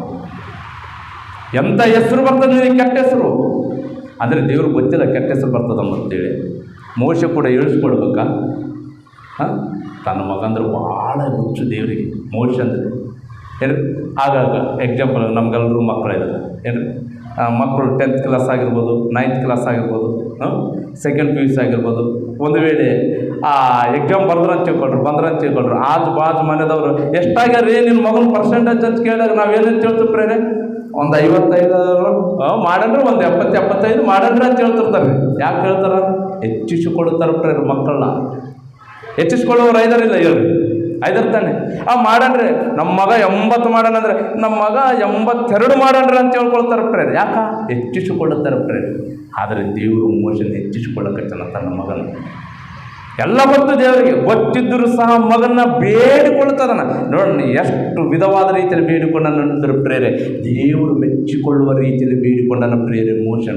ನೀನು ಐಗುಪ್ತ ದೇಶದಿಂದ ಕರ್ಕೊಂಡು ಬಂದ ಜನಾಂಗದವರನ್ನು ಮಧ್ಯದಲ್ಲಿ ನಾಶನ ಮಾಡಿದ್ರೆ, ಈಗ ಇಸ್ರೇಲ್ ದೇವರು ಆ ಜನರನ್ನು ಕರ್ಕೊಂಡು ಹೋಗಿ ಮಧ್ಯದಲ್ಲಿ ನಾಶ ಮಾಡಿದನಂತ ನಿನಗೆ ಕೆಟ್ಟ ಹೆಸರು ಬರ್ತದಲ್ಲ ಡ್ಯಾಡಿ. ಅವ್ರನ್ನ ಕಾಪಾಡೋದಕ್ಕಲ್ಲ ನನ್ನನ್ನು ನಾಯಕನಾಗಿ ನೇಮಿಸಿದ್ದು ಅಂತ ಅವ್ರಿಗೋಸ್ಕರ ಬೇಡಿಕೊಂಡು ನಿಂತಂಥ ವ್ಯಕ್ತಿನೇ ಆ ಜನರು ಏನು ಮಾಡಿಬಿಟ್ರು ಪ್ರೇರೆ? ಮಾರ್ಗ ತಪ್ಪಿಸಿಬಿಟ್ರು ಪ್ರೇರ ಇರುವಂಥ ದೇವ್ರ ಮಕ್ಕಳೇರ. ಈ ಪ್ರಾರ್ಥನೆಗಳು, ಈ ವಿಜ್ಞಾಪನೆಗಳು ಈ ಜನರಿಗೆ ಗೊತ್ತಾಗ್ತಾ ಇಲ್ಲ. ಪ್ರಪಂಚ ಕ್ರೈಸ್ತವರಿಗೆ ನಿಜ ಪ್ರೇರೆ. ದೇವರ ಕೆಲಸ ಮಾಡದೆ ಹೋಗಿ ಪ್ರಾರ್ಥನೆ ಮಾಡ್ತಾ ಮಾಡ್ತಾ ಮಾಡ್ತಾ ಮಾಡ್ತಿದ್ರೆ ದೇವರ ಬಳಿಗೆ ಪ್ರಾರ್ಥನೆ ಸೇರ್ತದೆ ಅಂದ್ರೆ ಸೇರಲ್ಲ ಪ್ರೇರೆ, ಸೇರಲ್ಲ. ದೇವರ ಬಳಿಗೆ ಪ್ರಾರ್ಥನೆ ಹೋಗಬೇಕಂದ್ರೆ ಆ ಪ್ರಾರ್ಥನೆ ಹೇಗಿರ್ಬೇಕು ಗೊತ್ತಾ? ನಮ್ಮ ಪ್ರಾರ್ಥನೆ ಮೇಲೆ ಹೋಗಬೇಕಂದ್ರೆ ಹೇಗಿರ್ಬೇಕು ಗೊತ್ತಾ? ನಮಗೋಸ್ಕರ ಪ್ರಾರ್ಥನೆ ಮಾಡುವವರಾಗಿರ್ಬಾರ್ದು, ದೇವರಿಗೋಸ್ಕರ ಪ್ರಾರ್ಥನೆ ಮಾಡುವವರಾಗಿರ್ಬಾರ್ದು. ದೇವ, ಇವತ್ತು ಒಂದು ವೇಳೆ ಸ್ವಲ್ಪ ಕೆಲಸ ಮಾಡ್ತೀನಿ, ಕ್ಷಮಿಸು, ನಾಳೆ ದಿನದಲ್ಲಿ ಹೆಚ್ಚು ಕೆಲಸ ಮಾಡ್ತೀನಿ. ದೇವರೇ, ಈಗ ಇವತ್ತು ನಾನು ಹೊಸಬರಿಗೆ ವಾಕ್ಯ ಹೇಳ್ತೀನಿ ದೇವ, ನಾಳೆ ದಿನದಲ್ಲಿ ಇಬ್ಬರಿಗೆ ಹೇಳೋದಕ್ಕೆ ಸಹಾಯ ಮಾಡು. ಏನು ಬೈಬಲ್ ಹಿಡ್ಕೊಂಡೇ ಸುವಾರ್ತೆ ಮಾಡ್ಬೇಕಂಬುದೇನಿಲ್ಲ. ಬೈಬಲ್ ಇಲ್ಲದೆ ಸಹ ಮಾತಿನಿಂದ ಮೂಲಕವಾಗಿ ಮಾಡ್ಬೋದು, ಪ್ರಕೃತಿನ ತೋರಿಸಿ ಮಾಡ್ಬೋದು ಸುವಾರ್ತೆ. ಯೇಸು ಕ್ರಿಸ್ತವರು ಪ್ರಾರಂಭದಲ್ಲಿ ಮತ್ತೊಂದು ಬರೆದ ಸುವಾರ್ತೆಯಲ್ಲಿ ಸುವಾರ್ತೆ ಮಾಡೋದಕ್ಕೆ ಹೋದ ಯೇಸು ಕ್ರಿಸ್ತನು ದೇವರ ರಾಜ್ಯವನ್ನು ಕುರಿತು ಪ್ರಕಟಿಸುವುದಕ್ಕೆ ಹೋದರೆ ಪಕ್ಷಿಗಳನ್ನು ತೋರಿಸಿದ, ಅಡವಿ ಹೂಗಳನ್ನು ತೋರಿಸಿದ, ಹಕ್ಕಿಗಳನ್ನು ತೋರಿಸಿದ. ಅದೇ ತಾನೇ ಹೇಳೋಣ, ಅಡವಿ ಹೂಗಳನ್ನು ನೋಡಿರಿ, ಆಕಾಶದಲ್ಲಿ ಹಾರಾಡೋ ಹಕ್ಕಿಗಳನ್ನು ನೋಡಿರಿ, ಅವುಗಳನ್ನು ಸಾಕಿ ಸಲ್ಲುವವರು ಯಾರಿದ್ದಾರೆ. ಎಷ್ಟು ಅದ್ಭುತವಾದಂಥ ಪ್ರಸಂಗ ಮಾಡಿದ ಪ್ರೇರೆ. ನಾವು ಸಹ ಇನ್ನೊಬ್ಬರಿಗೆ ನಮ್ಮ ಮಧ್ಯದಲ್ಲಿ ಬಂದರೆ, ಕೆಲಸ ಮಾಡುವಂತ ಹೇಳೋ ಸಮಯದಲ್ಲಿ ಕುಂತ್ರೆ ಒಂದು ಸಾರಿ ಆಕಾಶ ಕಡೆ ನೋಡಂತೇಳಿ ಆಕಾಶನ ತೋರಿಸ್ಬೇಕು ಪ್ರೇರೆ. ಆಕಾಶ ನೋಡಿದಾಗ ಯಾವಾಗನ್ನ ನೋಡ್ತಿದ್ರೆ ಬೋರ್ ಅನ್ನಿಸ್ತದೆ ಏನಂತ ಕೇಳ್ಬೇಕು ಪ್ರೇರೆ. ನಾವು ಅನಸಲಪ್ಪ ತುಂಬ ಅದ್ಭುತವಾಗಿದೆ ಅಂದರೆ, ಅಷ್ಟು ಅದ್ಭುತವಾದ ರೀತಿಯಲ್ಲಿ ಸೃಷ್ಟಿಕರ್ತನು ಸೃಷ್ಟಿಸಿದ್ದಾನಂದ್ರೆ ಅದು ಯಾರಿಗೋಸ್ಕರ ಗೊತ್ತಾ? ಆಕಾಶ ನಿನಗೋಸ್ಕರ. ನಿನಗೋಸ್ಕರ ಅಂದ್ರೆ ಆ ಆಕಾಶ ಇರ್ಬೇಕಂದ್ರೆ ನಿನಗೋಸ್ಕರ. ನೀನೇ ಭೂಮಿ ಮೇಲೆ ಇಲ್ಲದಂದ್ರೆ ಆಕಾಶ ಇಲ್ಲ, ಗಾಳಿ ಇಲ್ಲ, ಸೂರ್ಯ ಇಲ್ಲ, ಚಂದ್ರ ಇಲ್ಲ, ನಕ್ಷತ್ರಗಳಿಲ್ಲ, ಏನು ಇಲ್ಲ. ಓನ್ಲಿ ಈ ಥರ ನಾವು ಉದಾಹರಣೆಗೆ ತೆಗೆದುಕೊಂಡು ದೇವರನ್ನು ಪರಿಚಯ ಮಾಡಿಕೊಟ್ರೆ ದೇವರು ಸಂತೋಷ ಪಡ್ತಾನ ಪ್ರೇರಿ, ಸಂತೋಷ ಪಡ್ತಾನ. ದೇವರನ್ನ ಕಾರ್ ಬೇಕು, ಆಯಸ್ತು ಬೇಕು, ಐಶ್ವರ್ಯ ಬೇಕಂತೇಳಿ ನಾವು ಎಷ್ಟು ಬೇಡಿಕೊಂಡ್ರೆ ದೇವ್ರಿಗೆ ಗೊತ್ತಿಲ್ಲ ನಮಗೆ ಏನು ಬೇಕಂಬದು. ನೋಡ್ರಿ ಪ್ರೇರೆ, ಕೊನೆ ವಚನ ಹೇಳಿ ಮುಗಿಸ್ಬಿಡ್ತಾನೆ. ಮತ್ತಾಯನ ಬರೆದ ಸುವಾರ್ತೆ ತೆಗಿರಿ ಪ್ರೇರೆ, 6ನೇ ಅಧ್ಯಾಯ. ಮತ್ತಾಯನ ಬರೆದ ಸುವಾರ್ತೆ 6ನೇ ಅಧ್ಯಾಯವನ್ನು ಓದಿಕೊಂಡು ಕೇಸಿ ಮುಗಿಸ್ಕೊಳ್ಳೋಣ ಪ್ರೇರೆ. ಮತ್ತಾಯನ ಬರೆದ ಸುವಾರ್ತೆ 6ನೇ ಅಧ್ಯಾಯ 33ನೇ ವಚನ ಅಂದುಕೊಳ್ತಾನೆ ನೋಡ್ರಿ ಪ್ರೇರೆ. ಮತ್ತಾಯನ ಬರೆದ ಸುವಾರ್ತೆ 6ನೇ ಅಧ್ಯಾಯ ಏನು ಹೇಳ್ತದನ ಪ್ರೇರೆ? ನೋಡ್ರಿ ಪ್ರೇರೆ, ಎಷ್ಟು ಅದ್ಭುತವಾದಂಥ ಮಾತು. ನೀವು ಮೊದಲು ದೇವರ ರಾಜ್ಯಕ್ಕಾಗಿ ನೀತಿಗಾಗಿ ತೌಕ ಪಡಿರಿ, ಇವುಗಳು ಕೂಡ ಅವೆಲ್ಲವೂ ನಿಮಗೆ ದೊರಕುವವು. ಏನು ಬೇಕು ನಿನಗೆ? ಕಾರ್ ಬೇಕಾ? ಸೈಕಲ್ ಮೋಟ್ರ್ ಬೇಕಾ?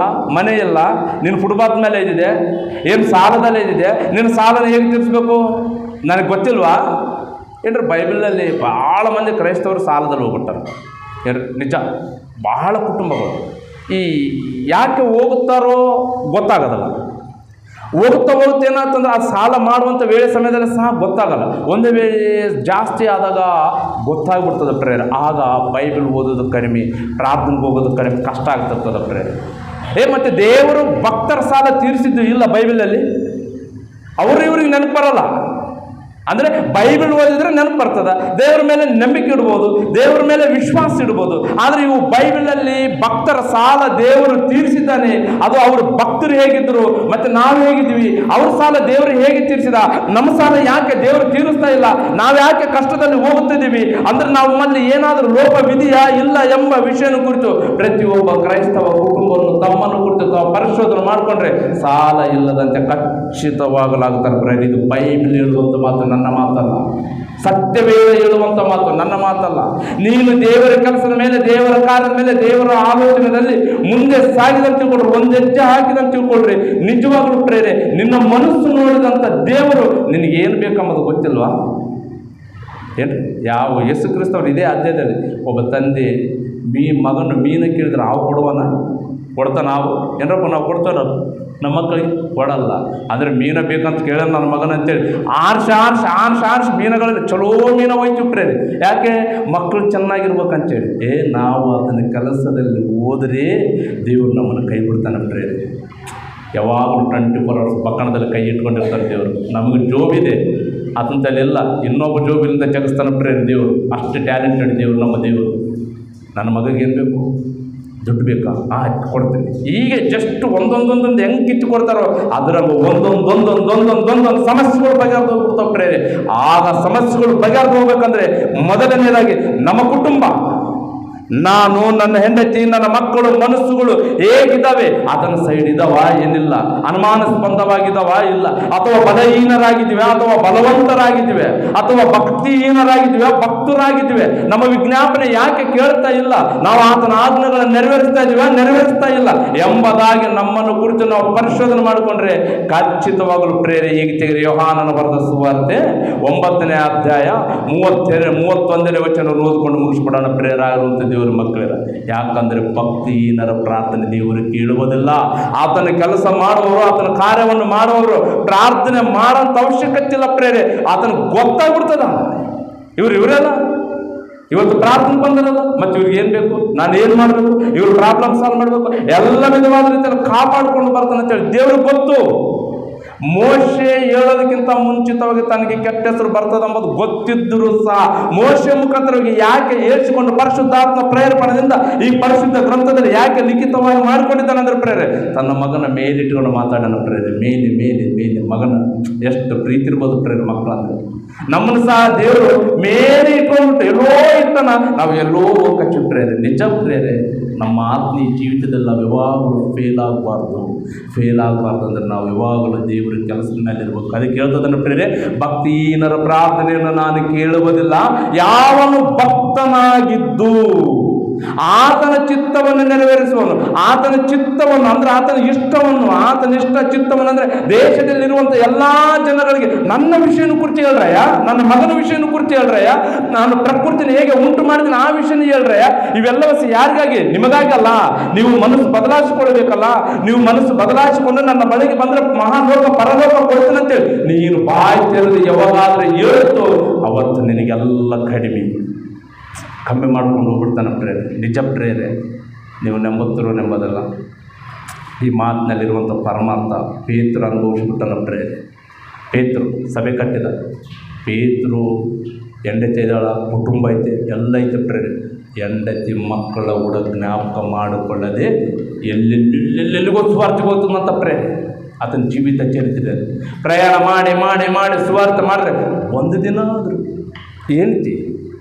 ಏನು ಪೇತರು ನೀನು ಬರೀ ಊರು ತಿರುಗ್ತದಲ್ಲ, ಬರೀ ದೇವರು ಅಂತ ಹೋಗ್ತದಲ್ಲ, ದೇವರೇ ಬರೀ ಮೀಟಿಂಗ್ ಅಂತ ಹೋಗ್ತದಲ್ಲ, ಮತ್ತು ನಮ್ಮ ಪರಿಸ್ಥಿತಿ ಏನು, ನನ್ನ ಮಕ್ಕಳ ಪರಿಸ್ಥಿತಿ ಏನು, ನನ್ನ ಕುಟುಂಬ ಪರಿಸ್ಥಿತಿ ಏನು ಅಂಥೇಳಿ ಏನಾದರೂ ಪ್ರಶ್ನೆ ಮಾಡಿದಾಳೆ ಅಂತ ತಿಳ್ಕೊಳ್ರಿ ಪೇತರ ಪರಿಸ್ಥಿತಿ ಏನಾಗೋಗ್ಬಿಡ್ತದೆ ಪ್ರೇರೆ. ಆದರೆ ಆಯಮ್ಮ ಮಾಡಿಲ್ಲ, ನನ್ನ ಗಂಡ ಯಾವಾಗಲೂ ಸೇವೆಯಲ್ಲಿ ಇರಬೇಕು.